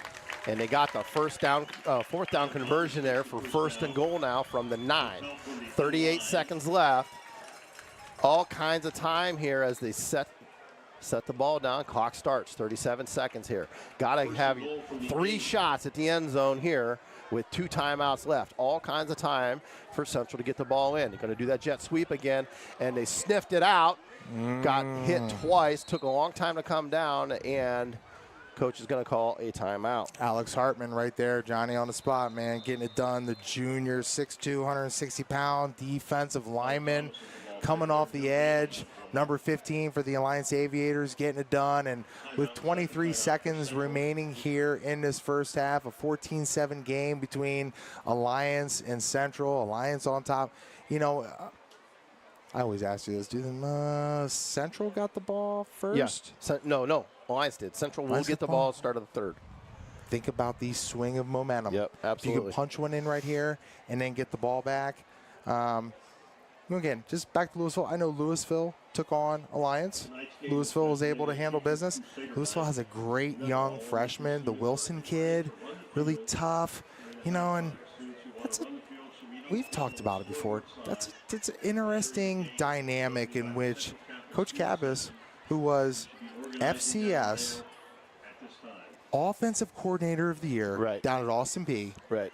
He comes back home, you know, was a Mount Union guy. And Another part of that Karras tree. It's every week we find talk about somebody. Here's your second down play here, 23 seconds left in the half. Quarterback dropping back, nobody. Need to throw that one away, and he does.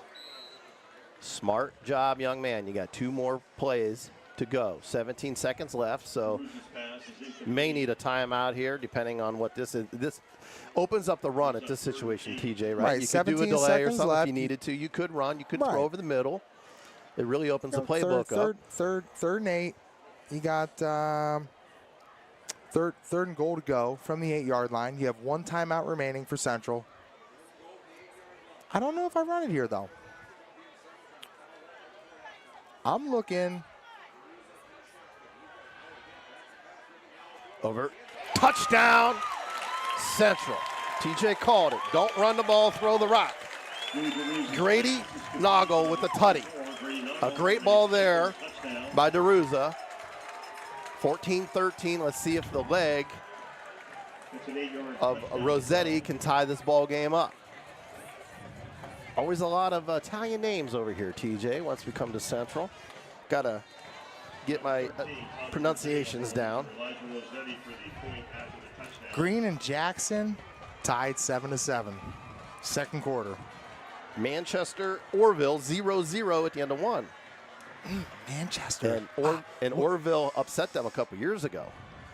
So my guy, Mark Youngman, said that's a trap game for, he called it a trap game for Manchester, thinking that, and I'm like, I think Orville's a little bit better than saying it's a trap game, but 0-0 end of 1. 14, Lions 14. 2 of the most interesting cases for me, Louisville and Manchester. Little too soon for me to say that both are back, but both have struggled mightily over the last few years. I honestly don't know how Manchester's turned it around so quick. 1-9 last year, struggled. 0-10, I believe, the year before that. They had a good running back in Youngman that they lost. They were young last year. They brought everybody back. Now they got the Pappas kid over there, I believe, right? Pappas left. He's at Northwest. Okay. And he's battling just for the starting job with Chase Badger. Well, Chase Badger's no joke. But isn't Pappas is like a sophomore, isn't he? Junior. Is he junior? Sure, yep. Okay. So now 14 seconds left here in this half as Central tied it up. If Central, they've done a couple squib kicks here. Let's see if they do the same or if they kick it deep and go into this half. And another squib is gonna. I'd let that go out of bounds. They're going to go ahead and return it, trying to get outside, and a great open field coverage there on the special teams. 8 seconds left, first half. So what do you do, partner? You got 2 timeouts left, 8 seconds left. I'm throwing a rock over top to Hawkins and see what happens. It ain't going to hurt me. If it gets picked off 50 yards down, so you know what? Central's going to kneel on it. Right. I think you take a shot. I think you send Hawkins on a post route. You send a couple other guys short and see what happens. A couple other score updates for you. Malvern over Garaway right now, 8-6. And Massillon over St. Ed's, 10-0 late in the second quarter. 10-0. Those updates courtesy of our boy John Lowry, the man, the myth, the legend when it comes to our SMG Network wrestling section. Appreciate you, brother. So a great first half here. We're going to go into the halftime here, tied 14-all, back and forth battle, turning into one of the better games we've seen so far, TJ. Back and forth, good, clean football, very few flags, and, you know, just a solid first half. Like we mentioned, Central will have the ball coming out here at the start of the third quarter, so that might be a momentum swing for them. We're going to step aside here for a little bit. We will allow you to enjoy both bands, and then we'll come back. We'll give you an update on all the scores we have in the county and abroad, and maybe talk about some adjustments each team should make, if any. But we'll be right back here on the SMG Network YouTube stream. I'm Jeff Tyler. He's TJ Downing. We'll be right back.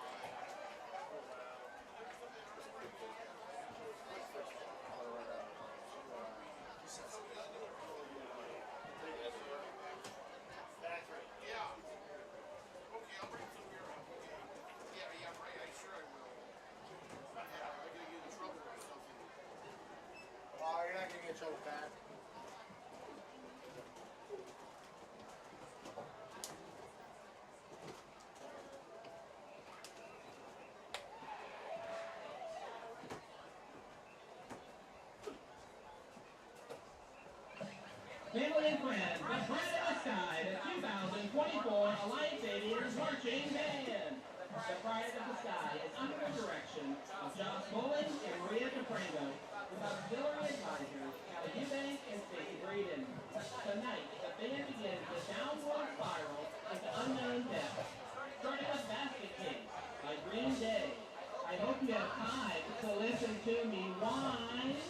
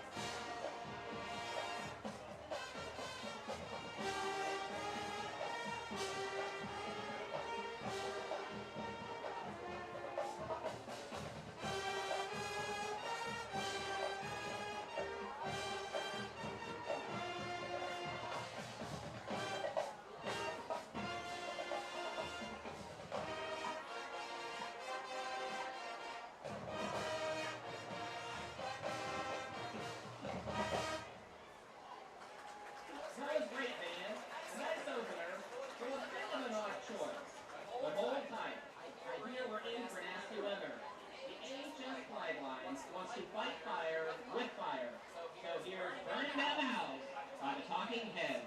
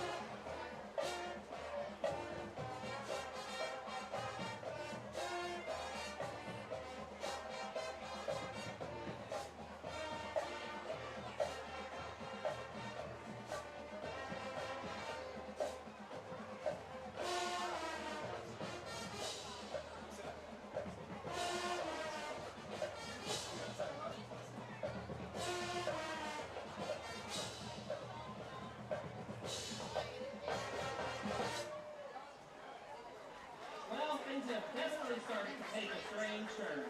Let's hope our band hasn't completely spiraled out of control.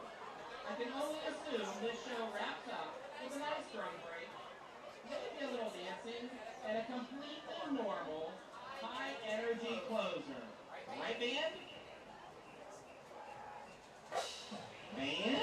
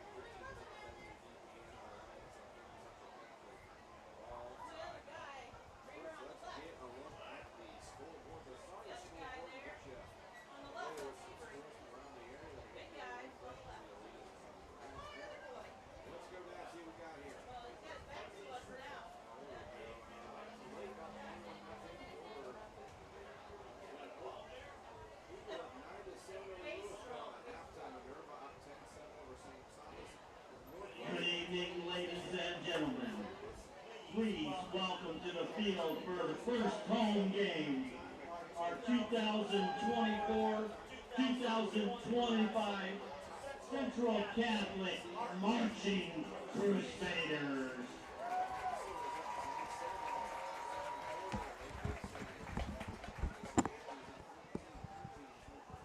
This evening's show will march you through the decade. First, we march to the 80s Eye of the Tiger.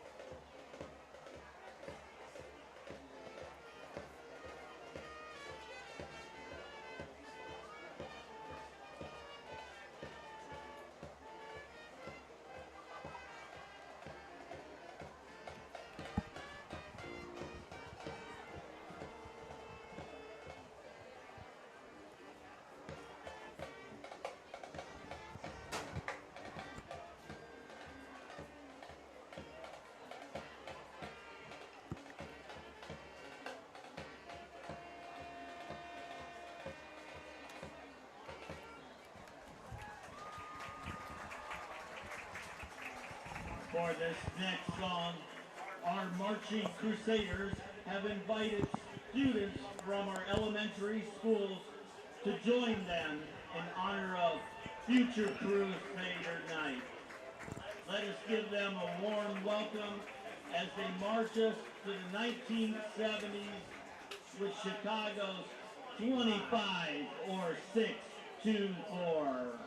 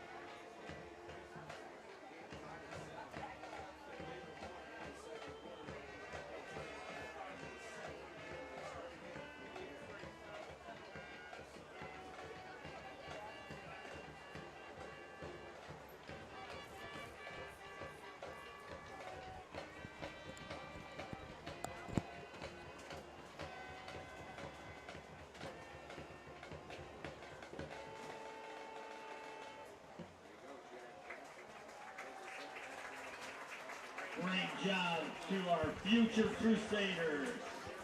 We have one more song in store for you. A song from 2014, Shut Up and Dance.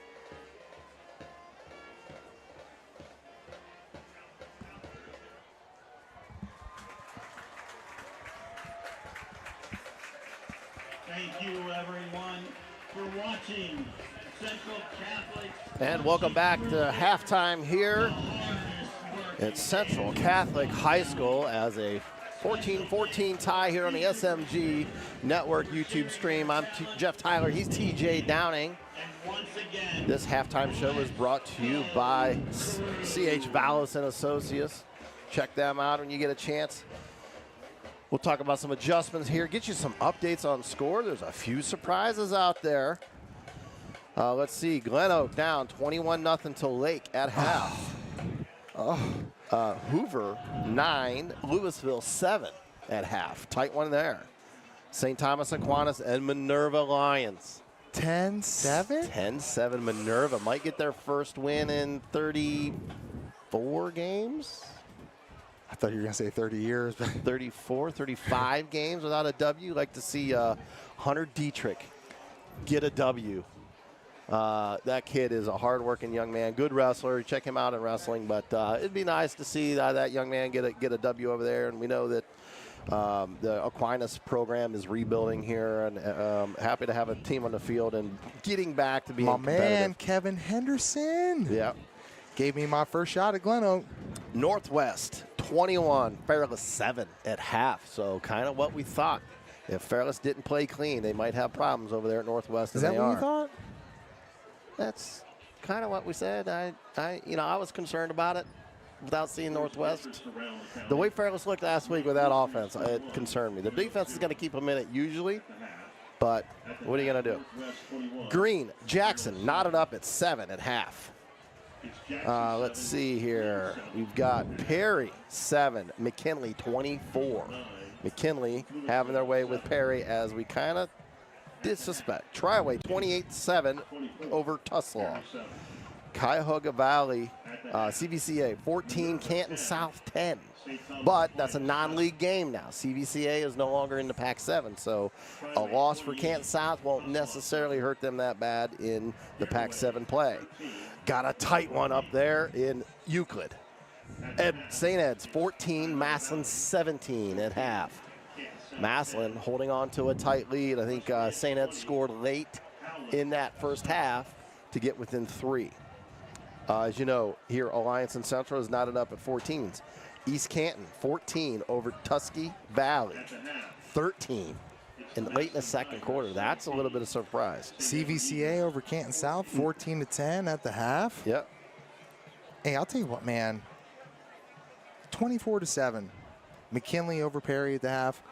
We talked about that a little bit in the open. Yep. I kind of expected that. Everybody's like, oh, Perry, they're on this roll. But the two common opponents, or the common opponent was Warren Harding, right? And Perry probably, if they handle their business the right way, they beat Warren Harding. But Warren Harding and McKinley, they opened up the season. Right. And McKinley, I think they won maybe like 35-17, something like that. They were a 2-3 touchdown, better football team. How does that translate into week 5? With the weapons, it's hard. It's tough early on, right? Because you don't have film on anybody. You don't really know what to prepare for. And McKinley's gone through that where early in the season over the last couple of years, they've rode the wave of having to face Dublin Kaufman, Avon, Warren Harding, some tough non-conference opponents, non-league opponents. And for me, it's like you got Nino, you've got Stephen Thomas, you've got my Golden Eagle transplant, Jamal Johnson, and then you got the kid that comes up from Washington. You got Cam. Is it the offensive line? What is it? Because you could run like that full house backfield pistol type set where at the end of the day, if you have a decent offensive line, you should just be running shop on people with that type of backfield. Not to mention if they play clean, Keith Quincy and Dante McClellan. Right. With that backfield, with that quarterback, Cam is as advertised. He throws a deep ball as good as anybody in the county. If McKinley will be a problem for a lot of teams if they stay clean. If they play disciplined football, that is their biggest Achilles heel. Other than that, they have 7, 8 D1 players on that squad. There's no question. So talent's there. It's just got to get there. Just got to get it cleaned up and cause less issues and less penalties and the 15-yarders. And you just can't let teams into games like they do continuously, averaging 150 yards penalties per game. That's insane. That's insane. So now we're about ready. As we said, Alliance is going to kick off. That's the same as trying Central. to overcome all the turnovers. Yeah. You know. Here's the kick. Line drive. Could be a dangerous kick. And got a little bit of space in the center there. Central struggled to find their way for most of the first half. They were able to throw a deep ball late on a 3rd and forever over top and get a touchdown out of that one. But somewhere along the way, TJ, they started getting Connor Thomas in those jet sweeps, running the rock a little bit, getting to the outside. So I think Central may have found something there with Connor Thomas. Might open up the passing game for DeRuza. Oh, there's a legend right there. Pat Patton, my man. And good to see you, buddy. TJ. I just did a TJ. And that looks like it's going to be a 15-yarder on top of it. No call. He had a hold of his helmet. Nearly ripped his helmet off. But called up the Connor Thomas jet sweep and got all the way down to the 27-yard line on one play. Are you in Trucker's headset? I went and got the what is it called? I wanted to say coordinates, but I got on the Bluetooth. I figured something out there. So 11:33 at the start of the second half. Central with a big play, and now handoff off tackle, no good there. Got 1 yard. Luke Spittler got 8 up there on that off tackle run. Going to bring up 2nd down and 8. Let's see if they can throw the rock a little bit now. DeRuza has gone through progressions, hasn't found a lot, but started to throw a little bit better there at the end of that first half. Let's see if they can kind of put all this together now. And like, I look at it like a pitcher, TJ, the offensive coordinator. When I'm pitching, you try to just get in a rhythm and confuse some people and see what works and kind of start going to it. And now they do a jet sweep the other way and a great run. 1st down, Central. Grady Noggle.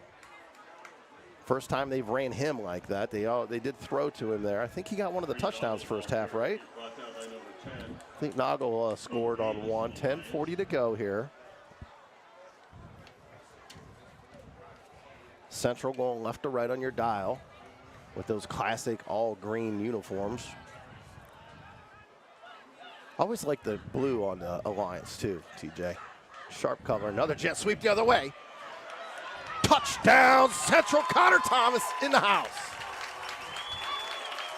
And on 5 plays to start the second half, that adjustment for Central that we suspected would happen did, and it worked to perfection.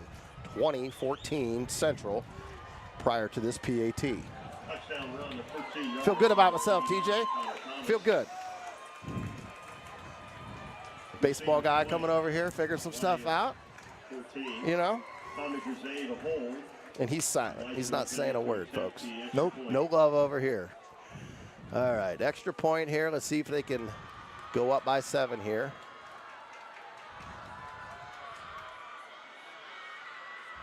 Here's a snap, low one again, got it down, the kick's up, and it is good.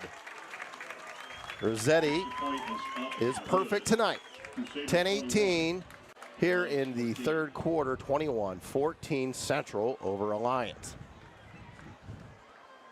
I like to see scoring, TJ.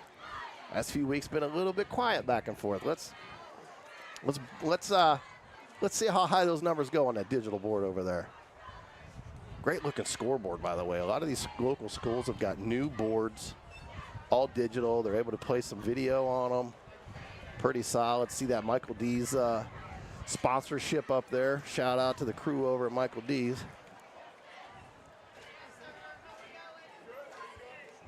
Do want to thank Drive Mine Group, Lindsay's Pizza if you're hungry. Great breakfast pizza, great pizza overall. Pro Football Hall of Fame Luncheon Club.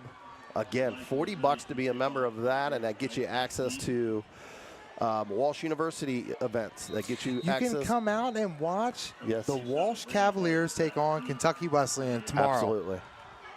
Another squib kick, low one, gets to the second level, picked up. Gonna reverse field. Almost got loose there, and a couple missed tackles. And it's gonna be 1st down and 10 for the first possession of the half for Alliance. We'll see what kind of adjustments Alliance makes, if anything. We saw Hawkins having a great first half. Junior Jackson did a great job throwing the rock. Real impressed with his throwing. Like we said, he comes into the season throwing 76% completion rate. Only had 2 touchdowns, but his QBR is 140 prior to today. That's a huge number. That is Poochie Snyder numbers. 10-12 here. Start of the third quarter. High snap. Jackson was able to bring that one in. And he's going to take off running, trying to find space. Didn't have much there. Still got 3 yards.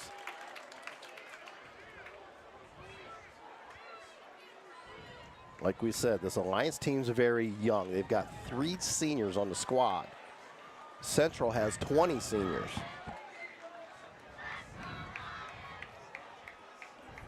You brought up Louisville, TJ.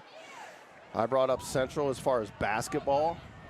So Louisville's going to be tough in hoops again. I expect both these teams to get darn near down to the regionals, if not better, which we may be calling those games. And another left-handed zip there by Jackson over the middle, completed to Cam Burton.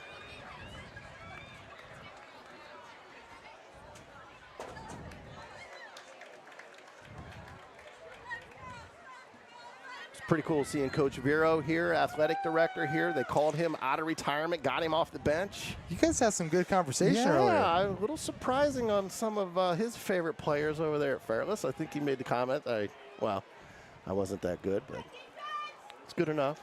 Good enough. Here's another run off tackle. He was my 8th grade math teacher. I said, Coach, can we have one day where you don't talk about Syracuse? You know, he's a New York guy, so that's all you ever had. He said, he would say, you know, if you got a snow day in New York, you stick your hand out the window. If you don't feel snow, then you're going to school. That was his favorite line. But great dude over there. He was a heck of a coach for years, but he's been over here at Central for a long time and retired. And father called him and said, we need an athletic director and need you to run this. So he's back out of retirement, doing a great job over here. And we're going to go deep ball over the middle and almost picked off. It threw into double coverage there. Stepped in the lane. I'm trying to get a number for you to see who that was. Great job there in the open. That was Tyler Cook on the breakup. Tyler Cook's been in on a couple plays defensively. That incomplete pass is going to stop the clock at 8:25. 3rd and short here, 3rd and 4. For Alliance, and they're probably in 4-down territory from what we saw. And offside Central, the hard count got them to bite. Couldn't hold their water there. And I just noticed Stengel's taking a breather. Not sure if he's just, he doesn't, looks like he's just getting some water over there in the sideline. So maybe an adjustment, pulling Stengel out, maybe going with smaller and more speed. Trying to track down Jackson there in the open field. Central, 21-14 lead here. Off tackle run again on a 1st down play. TJ, it's always tough whenever you've got a 3rd and 4, 3rd and 5. You don't hold your water, and you give up a 1st down on a offsides. Oh, it'll drive coaches insane. I'm sure right now, Trucker Jeff Lindesmith, he's not too happy. No, I mean just to give it to him the easy way. You know, I mean. That's what good quarterbacks do. Yep. I think we've seen Jackson kind of come into his own here in this ball game. Yeah. Hawkins in a jet sweep, pulls it back. Jackson let it rip over to the right. Completed pass. Back to the line of scrimmage, going to bring up 3rd down and long. That was actually Jarnine Blair in the jet sweep there, not Hawkins.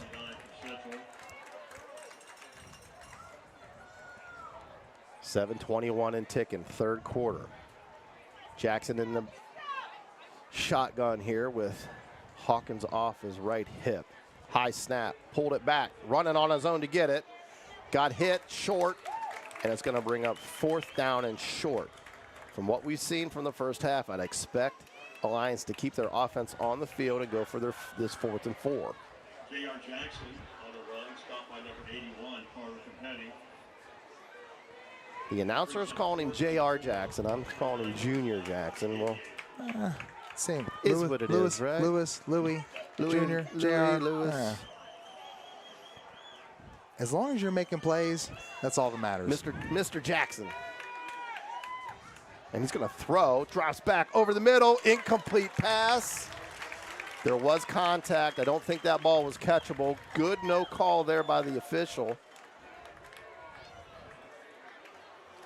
Turnover on downs. And that's going to be a turnover on downs. I was trying to get the number of who broke that up.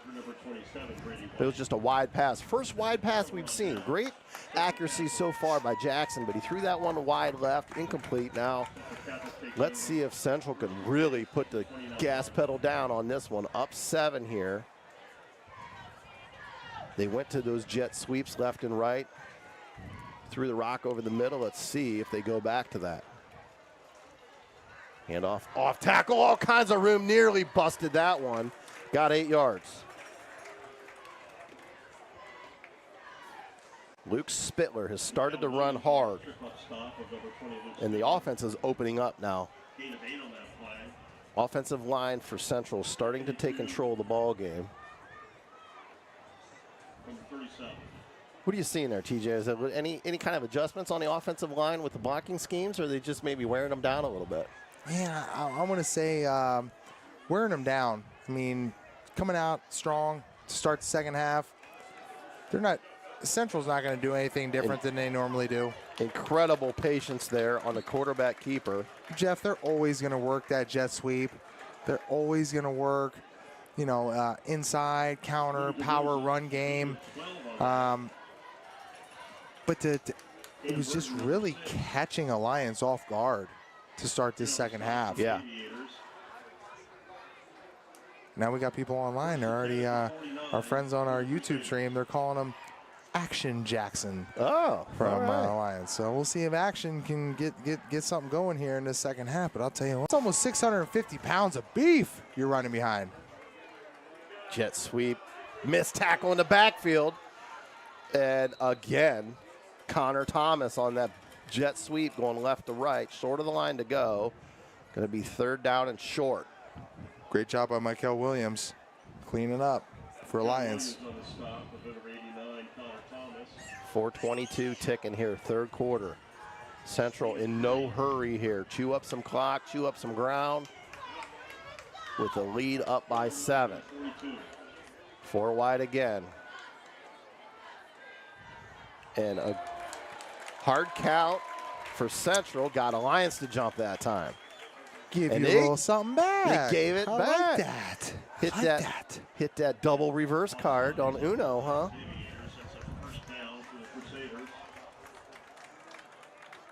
As we move the sticks here, going to thank H&H Truck Parts, LPL Financial, Nathan's Patio, Cackley Insurance. You see the ticker tape there at the bottom of the screen with all our sponsors. Reach out to them if you need anything. We appreciate them for supporting us all these years.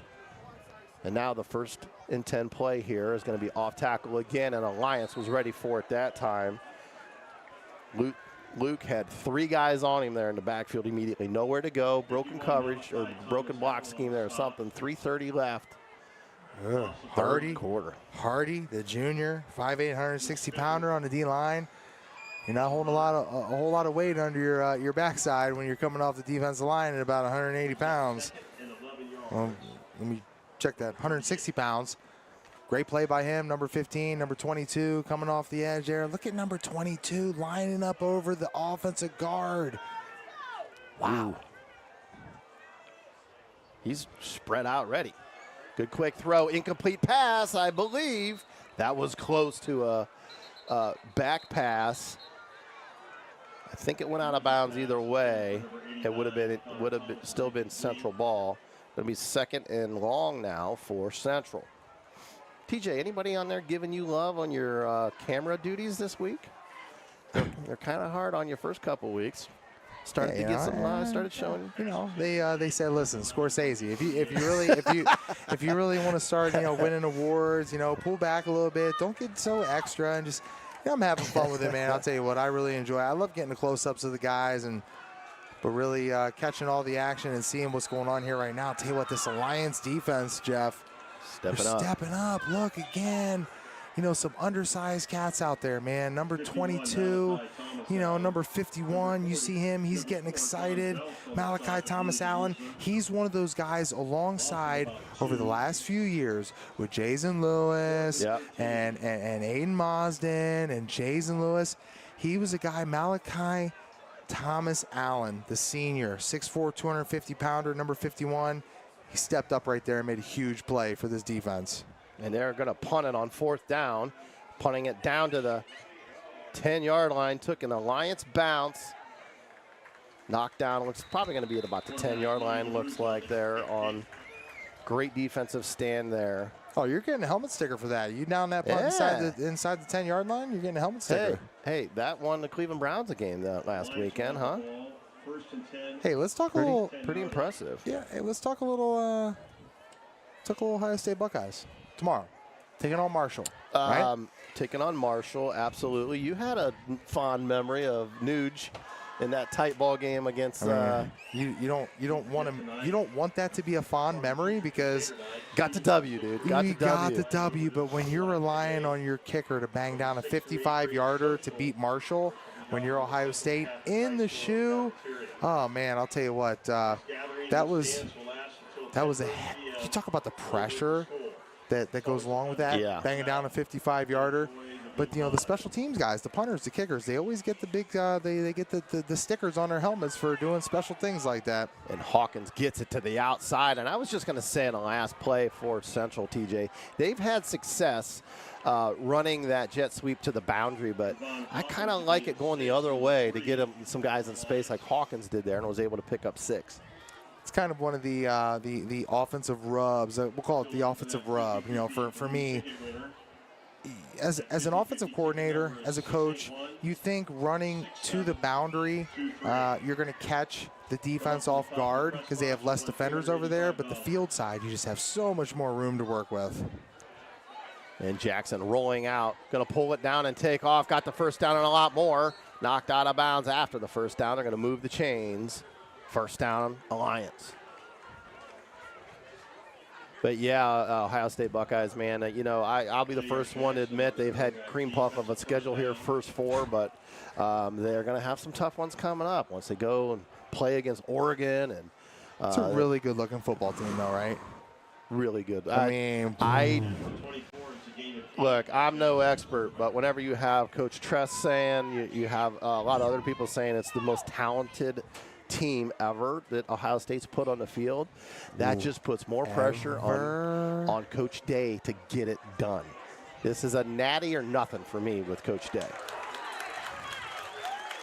And I hate to say that, too, because I've never been like that. I think Coach Day's done a wonderful job. He's got the best recruiter in the world, even before NIL, in Brian Hartline, your fellow 2-time teammate, fellow Glen Oak Golden Eagle. I'm just wondering when he's going to take the next step as a head coach, if he's happy where he's at. He's doing a heck of a job. It's wide receiver university right there. It's really not that hard when you have a bunch of dudes that are getting drafted, lottery pick style in the NFL draft, to go in there and say, hey, Mom, hey, Dad, whoever, hey, Grandma, hey, Grandpa, Aunt, Uncle. At this point, though, you want to go to the NFL? Don't you think he created that, though, with prior recruiting? And Jackson's dropping back. He's going to tuck and run again. Go out of bounds. Good job for Central to hold up and not hit him out of bounds. I just kind of feel like prior to Hartline getting that, we would always have a good receiver or two. A lot of studs, but to have 4 and 5 studs, at one time, all the time, and they just reload. It's insane to me. Insane. And some people want to say NIL. Well, okay, we've got maybe 3 new guys to NIL this year. Everybody else was already there and being developed. And we lost Quinn Ewers to NIL. So I don't really want to hear it. Jackson dropping back, looking, going to take off. Tons of room if he sheds that tackle, but Jonathan Stangl said, get over here again. Grown man. Big fella. If you don't make that tackle, Jackson's gone for probably 20. Yeah. He's definitely picking up the first down. That's for sure. And the first time we're going to see the punting unit come on for Alliance.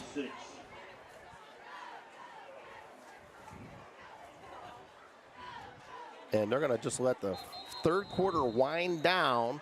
We're going to flip the field here at the end of 3. Central 21, Alliance 14. A great ball game thus far. TJ, let's talk maybe a little bit about Mount Union. With maybe a trap game coming up here, you know, with some history with John Carroll. Ooh. I love trap games. I think you know the history there with Mr. Meglin going. Or on the road as well, right? Broke that big streak on the defending champions. No, that was in Alliance. Okay. And Jeff, I've been privileged with my football life to play in a lot of big games, be around a lot of big games, commentate a lot of big games. I've never quite seen something like when Dom Davis and Anthony Meglin held court in Alliance, and Meglin, a St. Thomas guy, he broke what was still to this day. I mean, just think about this. It was like a 200 games in a row regular season victories for Mount Union. And Anthony Meglin came in there and got it done. God, that was an impressive day. High snap, the punt is up, and it's a low one. Landed, but it's going to take an Alliance roll. A great Alliance roll down to the 35-yard line. I was reading an old article about that game, and they just touted him, and I saw an even more recent article talking about it, being that it's Mount Union John Carroll week, and they're just Anthony Meglin's a legend at John Carroll for getting that game done. Oh, for sure, for sure. Now, why they're playing this week? Yeah, yeah. So why have they've shuffled a lot of things? And did it used to be later, like week 8 or something? Yeah, it used to be last game of the season. Huh. Yeah, they were also talking. That's like making Michigan Ohio State like week 5. Well, Larry Karras was even talking about in that article that they were really disappointed because they recruited Meglin very hard and was not able to get him. So, but yeah, I had Anthony Meglin on a mic over at Aquinas for a hoops 3 years ago when it was a reunion for their team that went down to state. They played Rootstown that day, right? They played. Was that St. Thomas Rootstown? No, who was that? I thought I came over there and set that up for you guys. That was at St. Thomas, right? It was at St. Thomas, yeah. Maybe it was Rootstown because it was a really big blowout St. Thomas way.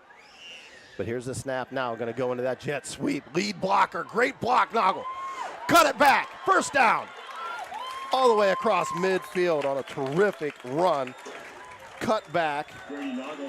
Grady Noggle with that lead block. Luke Spittler got him loose.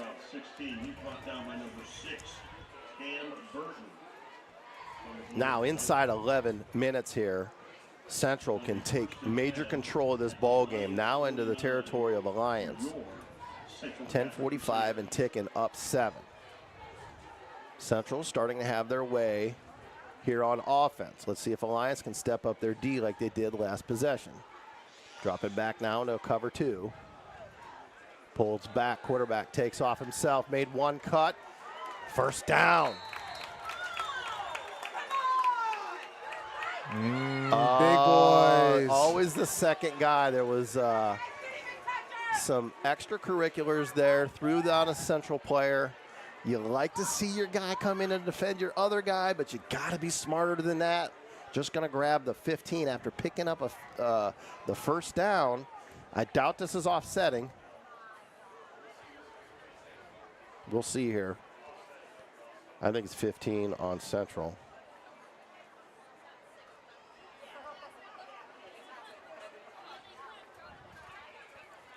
Ostertag is going to come off the field. You see that one-handed grab by the official there? And it is going to be 15 on Central. It's always the second guy, TJ. Personal foul, Central. That's a killer. That's an absolute killer when you just converted the first down.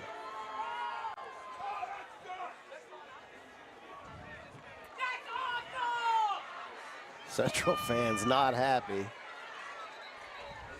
Well, we also got to mention that we have Carla Lindesmith, Jeff Lindesmith, head coach of Central Catholic's wife, right underneath us here, and Zach Lindesmith, her son, Jeff and her son, and Bo's obviously the offensive line coach for the Central Catholic Crusaders, and he was the first one to grab Dane Ostertag when he came off the field. And you know, I like to think that I kind of specialize in that gray area where you have to know. Yeah. Right when the whistle blows, it's always the second guy you mentioned, Jeff.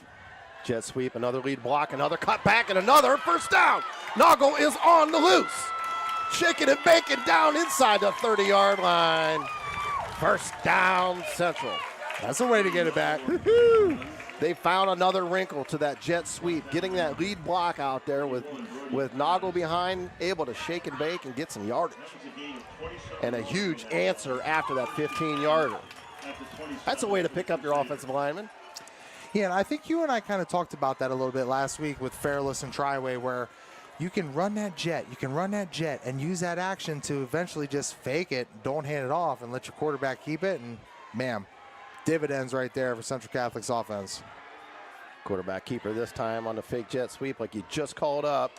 Got 8 yards. Central is able to do whatever they want now off of that action. Noggle having a great half. Thomas having a great half. Spittler having a great half.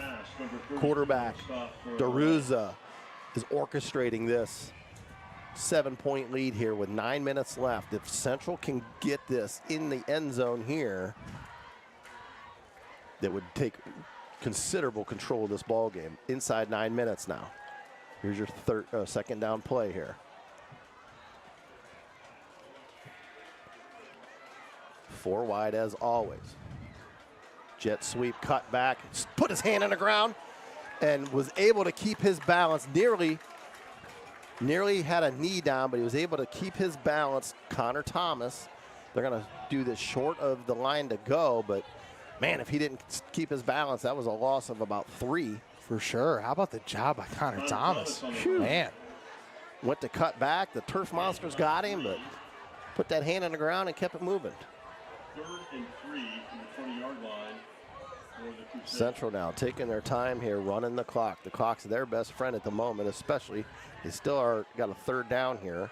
They're in field goal range now, I believe. They're going to go off tackle. First down. Connor Thomas again. These do not look like 2 1-3 football teams, TJ. No, not at all. Offensive Central is looking pretty stellar. Alliance is starting to look a little bit tired, a little bit on their heels now. Inside 8 minutes. Connor Thomas on the first down run.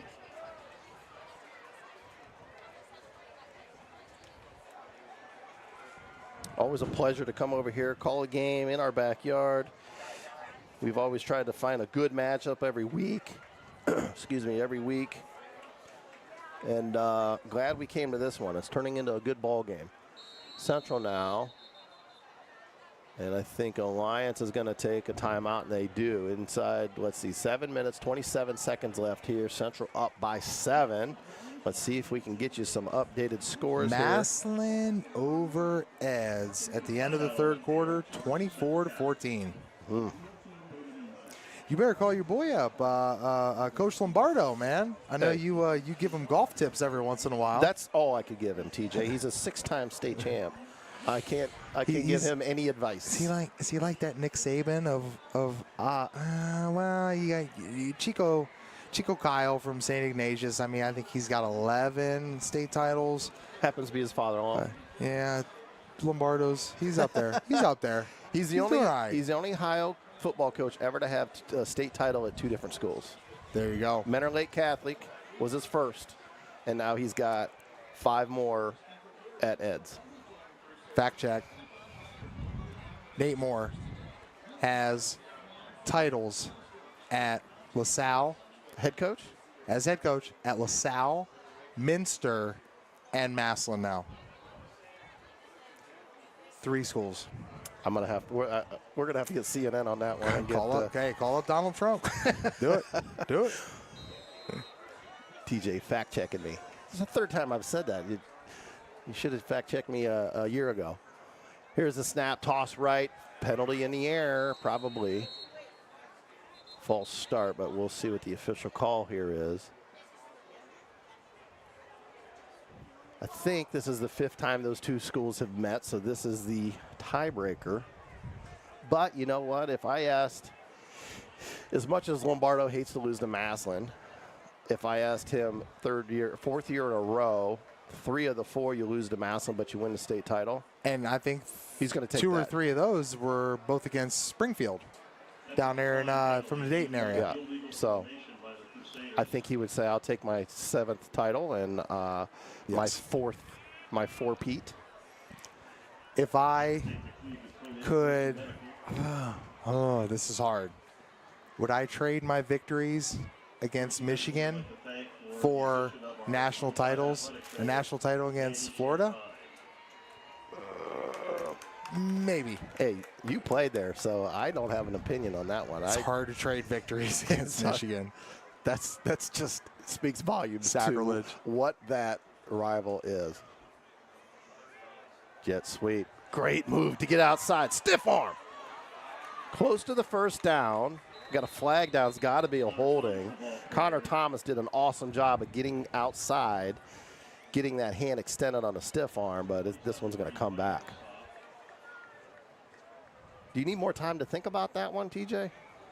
What I would do? I'll tell you this. I'll trade.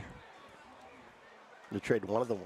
I'll trade my All Big Ten and All American accolades. Oh, of course. I'll trade Sports Illustrated. I'll trade Sports Illustrated for the national title win. I can't give away the Michigan wins. But for a national title, though, that's tough, right? Against Florida too. Stinky old Urban Meyer. Next time you talk to Kurt Martin, you got to ask him that question. Would you trade your win for a W in the title game against LSU? He doesn't know what he's talking about. Okay, so that was holding. It's going to be 2nd and forever now.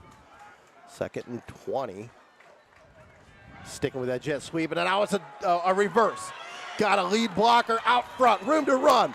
He just rode him all the way in. Play call, Jeff. Touchdown, Connor Thomas. Woo! I love it. Nice little reverse when they've just been running it left and right.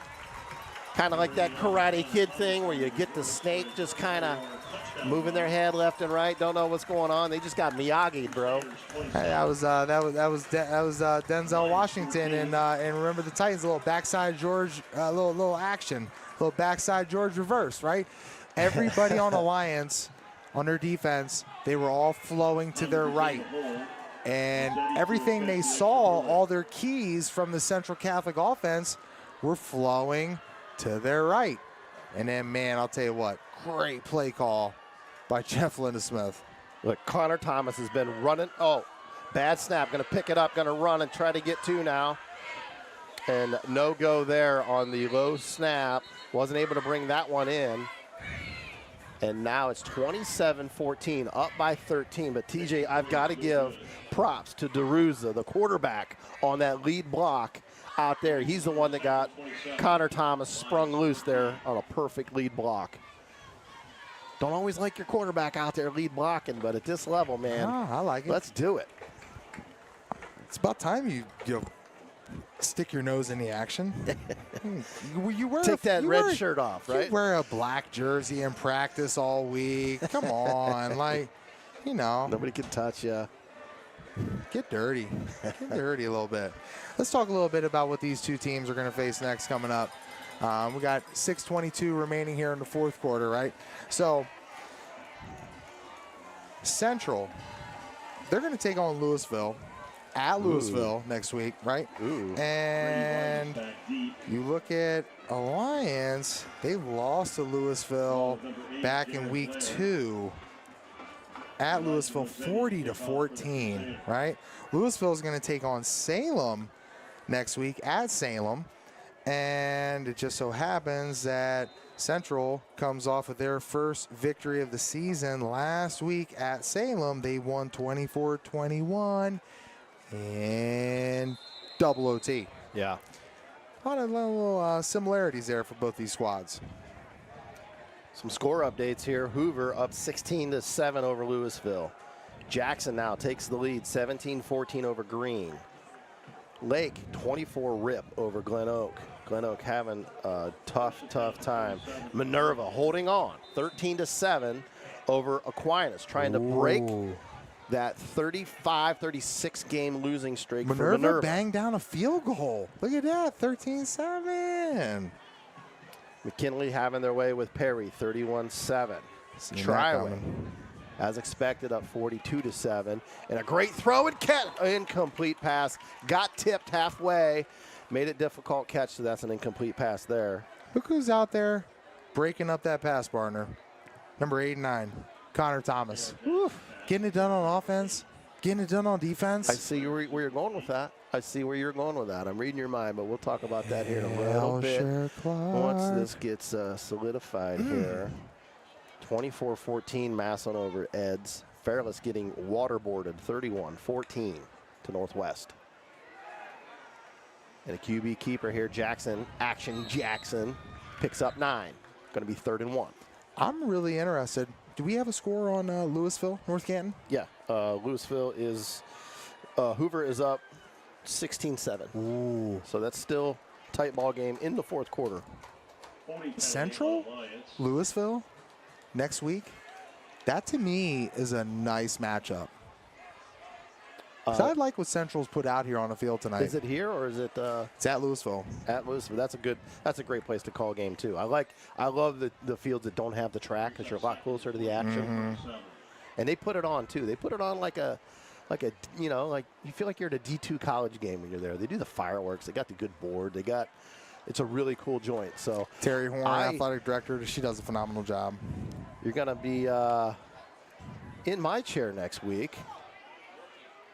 And a deep ball over the top, 50-50, overthrown, incomplete. Good coverage there by Central deep. All right, so give us a little update, man. Where you at next week? I am taking a trip. My niece asked me to join my brother for Father's Day weekend, Parents Weekend, if you will, at Miami of Ohio. So I'll maybe go down there and let him know that, hey, I just saw your boy Jonathan Stangl rolling down here.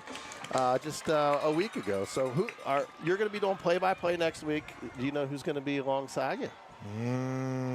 Keeping it a secret. Okay. Keeping it close to the vest. So you're going to be doing play-by-play and the camera. Oh yeah. I can multitask with the best of them. I used to have to worry about linebackers in the A gap, Sean Crable in the A gap, Lamar Woodley coming off the edge, double read, check, cadence, a quick count going on 2. Yeah, we're all good. Hand signals in Penn State because you can hear. Yeah, grabbing hands, pulling off. Yeah, we're all right. We're all good. If I can block Tamba Hali, I'll be all right.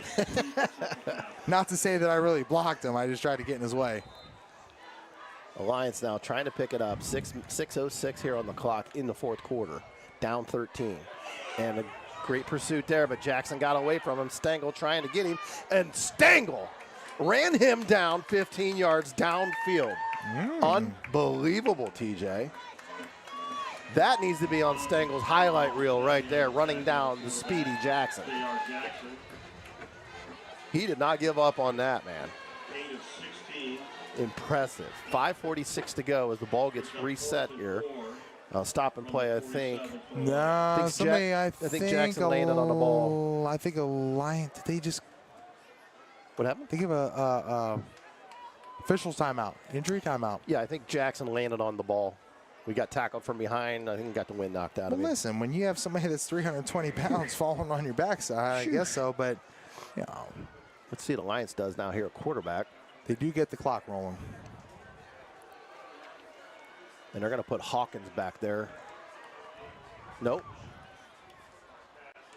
Drop back throw, completed pass, and look at that. Bo Davis steps in there for the injured Jackson and throws a dime to the sideline. First down, move the chains, and now Jackson's coming back in the ball game. That's impressive right there. Bo Davis to roll in, hasn't thrown a ball, hasn't warmed up, and throws a dart. And the offensive coordinator to say, I'm not afraid, let it go. 1st and 10 Alliance. Alliance has got to get it up the field here and score. Down 13. Central's playing press coverage all the way around. Jackson hesitated, takes off, got room to run, and short of the line to go here, but it's going to be 2nd down and about 4 for Alliance with the stop clock. 4:54 to go. Gain of 5. Folks, again, you can join me tomorrow, 1 o'clock. I'll be over there at Walsh University on the campus. We'll be live about 12:40 range, 45. Got Kentucky Wesleyan coming in. Should be a great ball game. Kentucky Wesleyan is strength against strength. Kentucky Wesleyan can sling the rock, and we've got a good defense for Walsh, so we'll see. Cam Hollowball is going to have his hands full. Sure is. Jackson drops back, throws over the top into double coverage, and guess who knocked that ball down? TJ Connor Thomas knocking the deep ball down. Connor Thomas has been all over the field. Noggle has taken over the ball game as well, running the rock. But if you're sitting here right now with under 5 minutes to go in this ball game, Central's up 27-14. 3 timeouts left for Central, 2 timeouts left for Alliance. And you had to put your finger on at least 1 or 2 guys that would be Hilsher Clark electric player of the game. I'll let you think about it ahead of this 3rd down. All right. Jackson dropping back, scrambling, rolling back to the left. Got a guy completed. Flag on the field, probably interference, I would guess, where it was thrown. There's one answer, TJ. It's Connor Thomas. Connor Thomas took over late in the first half, running the rock in those jet sweeps, and that's against blocking the back against Alliance. That's going to go against number 27. Ooh. That's going to go against Brady White. Tough break there for Alliance. If that goes against Brady White,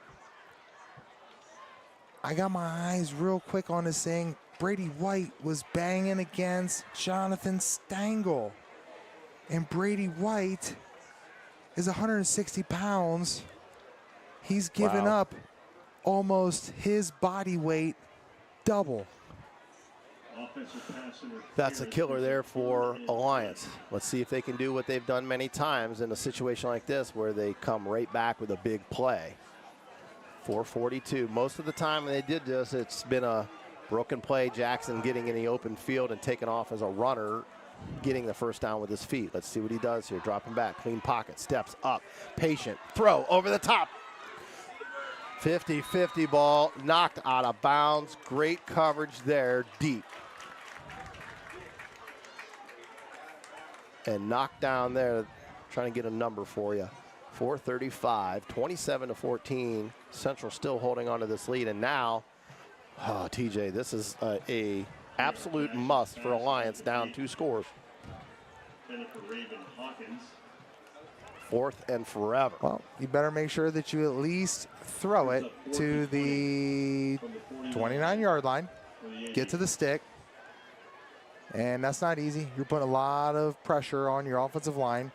If you're starting on your left hash, which they are. I'm rolling out to the right, and Jeff Lindesmith, he's going to burn a timeout just to make sure. And that's the first timeout they've burned here in the second half. They still have 2 remaining. Alliance still has 2 remaining with 4:35 here on the clock in the fourth quarter.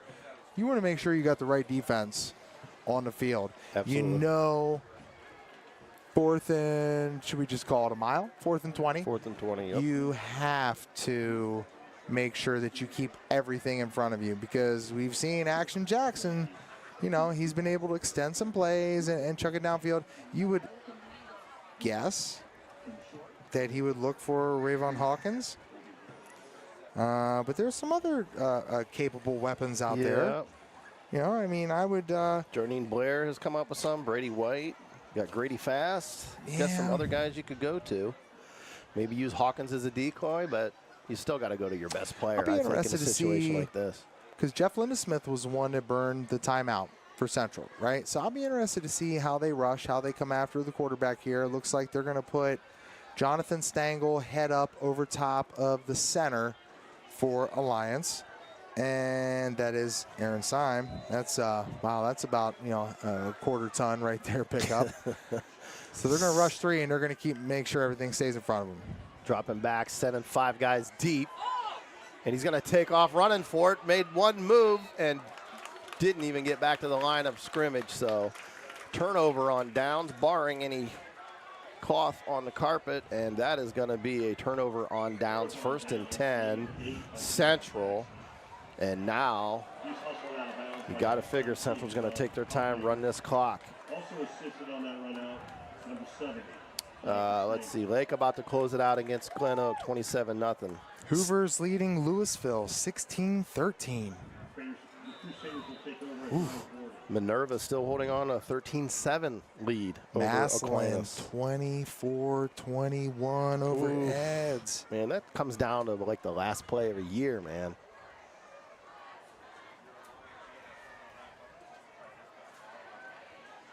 And here's a snap, running off tackle as you would expect, and got 6 yards left. At this juncture, if you can't stop an off-tackle run, it's going to be a quick end to this ball game. Try away 42-7 over Tuslaw. Hoover, the 23, Louisville 13, must have missed the extra point. Fairless, we don't want to talk about it. You're not allowed to do that. I know, they're getting raw dogged. 31-14, Northwest must win there. So Fairless has now got to regroup and figure something out and maybe prepare for playoffs down the stretch. When will Northwest face Triway? Because that becomes key right there. Yeah. And I was really false start there on Central. Really impressed, Jeff, last week with Luke Starr and Brody Schneider from Triway. They had some big boys in the trenches. They got after it. You know, I think we always kind of know what to expect from Triway. Yeah. They're always going to be well coached. They're always going to be tough. They're always going to have a couple studs, a couple big boys, a couple athletes. But some years it's like, well, you know, Orville's got a Marquell Parks, or, you know, Northwest has a Jordan Mick, or, you know, Fairless has a Brody, has a Luke Yoder, has a Colucci, right? But Triway is always there. They're just always solid, right? They're like that in hoops too, man. They're just fundamental, always coached well, always show up, always tough to beat no matter where they are in transition. And they're going to hand the ball off up the middle. A great cut back and a 1st down, Central. And that's a killer. Your guy, Connor Thomas, coming in here rushing 326. I think he added probably another $150 tonight, I would guess. 6 touchdowns already for him. He got a 7th tonight. Been stellar on defense. Are we getting ready to call him Hilsher Clark Electric Player of the Game? Absolutely. All right. Tell you what, while we talk about Hilsher Clark Electric Player of the Game, Connor Thomas, let's talk about another one of our new sponsors that's come on, Rooster Tail Barbecue Seasoning. You can find their products at Green Farms in East Canton, Poland Meats, Migos Market in Uriksville, and tell you what, they do a phenomenal job. Appreciate Matt and all of his guys getting behind us. They do a ton throughout the different. You got the green eggs, you got the different barbecue cook-offs. You know, trying to find out who can smoke the best. And tell you what, Rooster Tail barbecue seasoning. Appreciate those guys and all that they do, and we're big eaters, man. You know, how about our guys from Kraus in the VAR? Man, they got it done last week. Took care of us. Brought us I was still 6 pizzas. Brought us 4 dozen wings. I was still eating wings and pizza like Wednesday, Thursday, just the other day. Literally, like I think I just polished it off the other day. Yeah, Krause's in Navarro fed us like 3 meals. Check them out, man. No doubt. Great patio. They just expanded it. Scott Kirby over there is a great dude. Does a lot. He didn't even hesitate. I said, Scott, why don't you, you know, we're giving you some love on the air a week before. I said, why don't you bring over some pizzas? And he's like, no problem. I show up. I thought we'd have a couple large. I show up, and he's got 2 stacks of pizza and wings. I was totally impressed. So approaching 2 minutes now. 2:04 here left in this one. Central up 27-14. As Alliance takes their second time out of the ball game here, trying to stop this on second down as 3rd and 7 as we go back.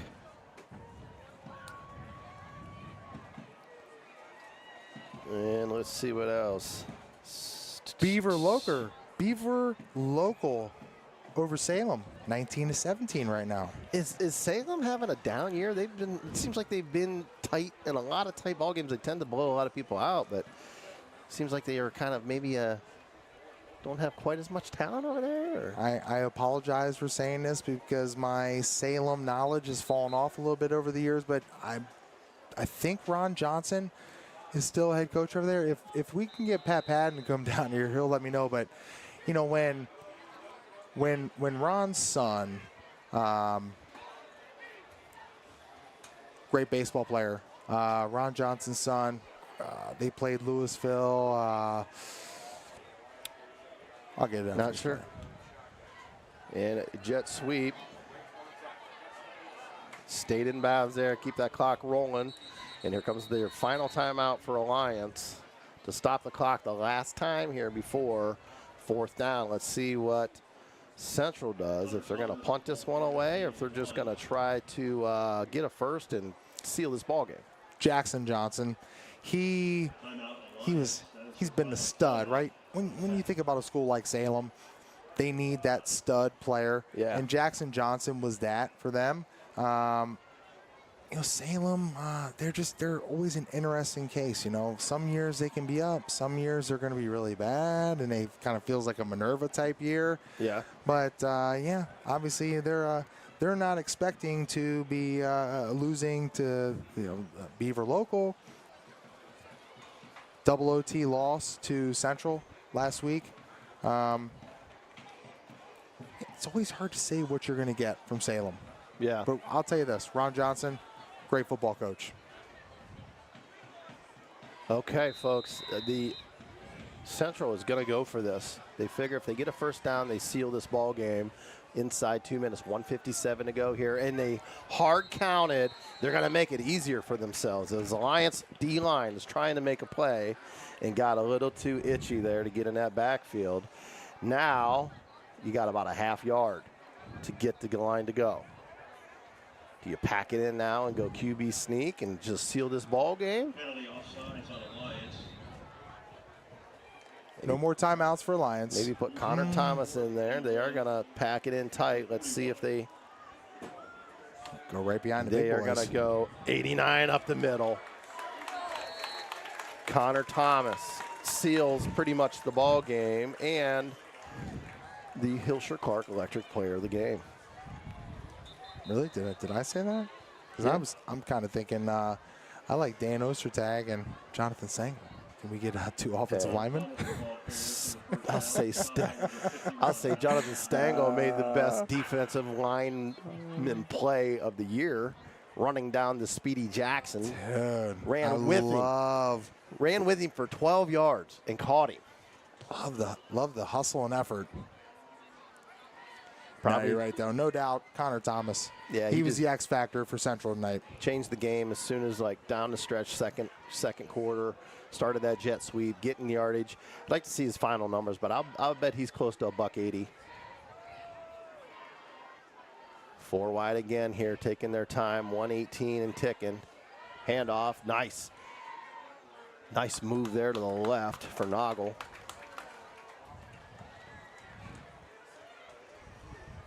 .106 and counting. Trying to get you some more updates here. What do you got, TJ? Got a little info. Got Luke Spittler. You're double aces, right? Yeah. Luke Spittler, I guess, moonlights as quite the baseball player here for Really? Coach Mazzarelli. Huh. They certainly put out some studs from here. My senior year, they won state, TJ, and their team batting average was like .403. It was absolutely insane.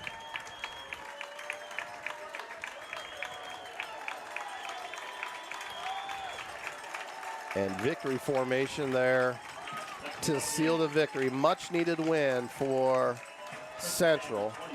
Going to get the W now. Going to go to 2-3 on the season. And we'll get you some other scores here, updates as we have them. Minerva still holding on to a 13-7 lead. Hoover holding on to a 23-16 lead over Louisville, but Louisville is within striking distance now. Jackson up 17-14 over Green. Tusky Valley 21, East Canton 20. That one's tightened up. Still a 3-point ball game up there at Euclid. St. Ed's down 21-24 to Massillon.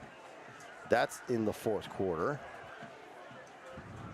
Let's see here. Canton South losing to CVCA 14-10. That says halftime, though, so it's got to be later than that. I don't think that's a fresh update. Triway doing their business there against Tuslaw. Got a final here. Really good ball game, TJ. Didn't know what to expect coming in here. Seeing 2 1-3 teams. We knew that we would be one of the few outlets here covering this ball game. Thought it might turn into a good ball game here, and it was. Really close here first half. Central really just started to be able to run the rock. Those jet sweeps were key there for Connor Thomas and getting yardage, and then they were just able to do so many different things off that. Probably, TJ, possibly the best I've seen of a coach play calling off of the jet sweep in a couple years. First time, a lot of times you see the jet sweep, it works. They started putting in those other wrinkles. They started using other guys. They started having lead blockers out there.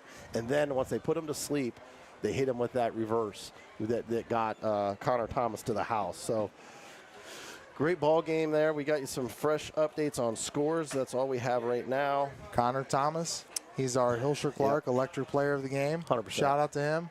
100%. Great job by number 89. Dude, senior 5'10", 180-pounder. Did it on offense, did it on defense. Shout out to him, man. Tip of the cap. Great ball game. And then some other notables. Let's talk about what Action Jackson did, keeping his team in the game. Really this game, the complexion of it changed. Yeah. Right at the start of the second half.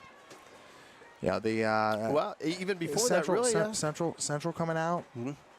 I think you called it 5 plays to start the second half, and they scored.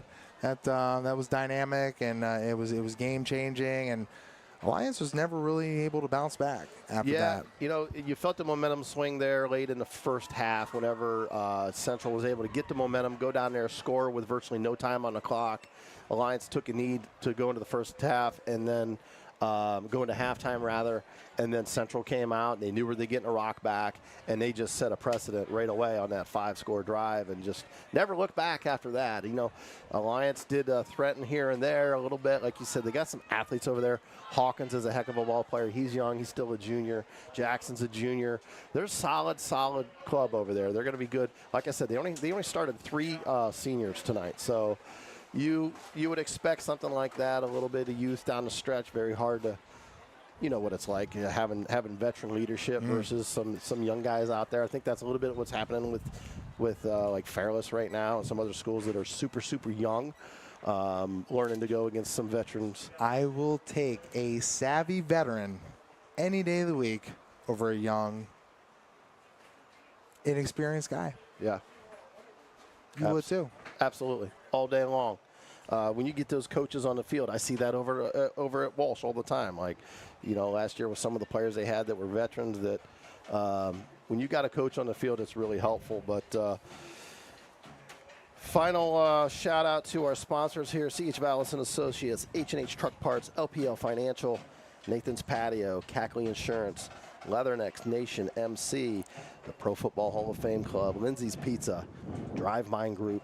Check me out tomorrow, Walsh University, 1 o'clock on the Great Midwest Digital Network. We'll be live 12:45 for that game against Kentucky Wesleyan. Should be a good one. Milano Chiropractic. Again, follow us on Twitter at Stark Media Team, on Facebook and Instagram at SMG Network 1. It's been a great night here. Thanks to Hillshire Clark for sponsoring this. We got a final here. We'll get you a couple other scores here. Let's just see if we got an update before we sign off. Still really no changes in these ball games here that I'm looking over. TJ, any final words at all? Gonna miss you next week, partner. But we'll have fun. We'll find a way. I'll maybe we'll get. Can I get you to send us some updates from Oxford? No, I don't think I'll be. I don't think there might be a libation or two involved Friday night. So cell phone service will not be available. I don't think. Might just leave the phone. Have fun, man. You deserve it, partner. But we got a final here. Central Catholic 23. 27. Sorry, 27-14 over Alliance. A good ball game. Thanks for joining us here on the SMG Network YouTube stream. I'm Jeff Tyler. He's TJ Downing. We'll see you next time, folks. Have a great night.